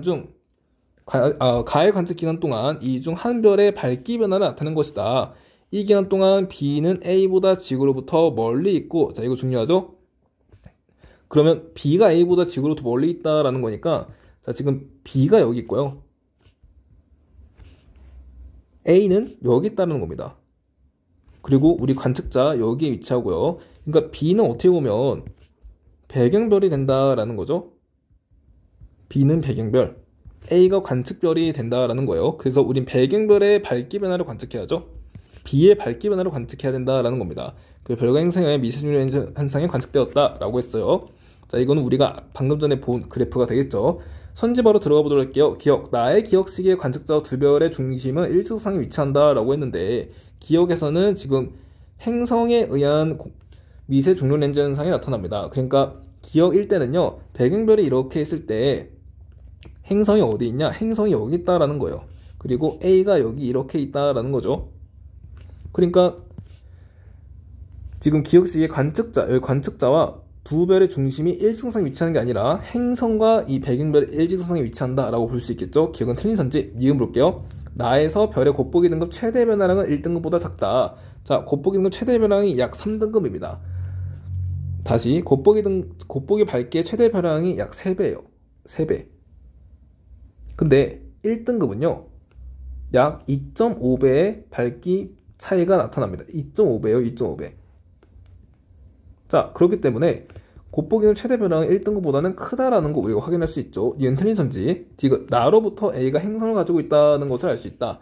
자, 이 나 그림으로부터 미세 중력 렌즈 현상이 나타나는 이유는 행성에 의한 추가적인 중력 렌즈 현상이 나타나는 것이기 때문에 A가 행성을 가지고 있다는 것을 알 수 있습니다. 답 2번으로 처리해주면 되겠어요.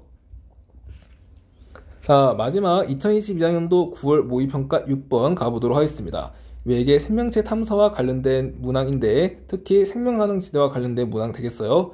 표는 서로 다른 외계 행성계에 속한 행성 가와 나에 대한 물리량을 나타낸 것이다. 가와 나는 생명가능지대에 위치하고 각각의 중심별은 주기활성이다 라고 했습니다. 자, 중심별 주기활성이다 이거 생각을 해주고요. 자, 이거는 선지를 바로 보도록 할게요. 기억, 5문자 기억은 1보다 작다. 자, 기억은 1보다 작다. 자, 중심부터 거리 구하라고 하고요. 그리고 단위 시간당 단위 면적에 받는 복사 에너지량 구하라고 하네요. 자, 단위 시간당 단위 면적에 받는 복사 에너지량 뭐라고 했나요? 이게 바로 자, 여기에 나온 S값, 단위 시간당 단위 면적에 들어온 복사 에너지량 이거라고 했죠. S는 D제곱분의 L로 구할 수 있다라고 했습니다. 거리의 제곱의 반비례, 광도의 비례 하는 식으로 구할 수 있죠. 자, 그러면 우리 이거를 한번 해봅시다. 자, D의 제곱은 자, 다시 S는요. S라고 하는 값은 D 제곱분의 이 광도에 비례하는데 D는요. D 제곱은 자, D만 해볼게요. D는요. 루트 S분의 L에 비례한다 라고 했죠. 자, 그랬을 때 중심별의 강도가 0.0005입니다. 이 S값은요. 1이에요. 1. 그러면 이 전체 값은 1보다는 작은 값이죠. 아, 그러니까 이 거리는 1보다 작구나. 이 D는 1보다 작구나 라는 거 확인할 수 있습니다. 기억은 맞는 선지고요. 니은은 1보다 작다. 얘 1보다 작나요? 자, 이거는 지금 S가 D제곱분의 L이기 때문에 자, 이거 그대로 파악하면 되겠죠. 자, S가 지금 D제곱분의 L입니다. 그랬을 때 L값 1.2죠. 그리고 D값은 1입니다. 이 값 자체가 1보다는 어때요? 크죠. 그렇기 때문에 S도요 1보다 크다라는 거 확인할 수 있죠. 아, 얘는 1보다 크구나. 근데 1보다 작다 했으니까 틀린 선지죠. D급 볼게요. 생명가능지대 폭은 생명가능지대 폭 나왔어요. 이 폭은요 여러분 뭐에 비례합니까? 광도, 루트 광도에 비례하는 수치죠. 그랬을 때 나의 중심별이 가의 중심별보다 좁다. 그러니까 광도 누가 더 큰지 구하라는 거예요. 나의 중심별 광도가 더 크죠. 그러니까 나의 중심별이 가의 중심별보다 폭이 넓다라는 거 확인할 수 있습니다. 디귿은 틀린 선지. 답 1번으로 처리해주면 되겠어요.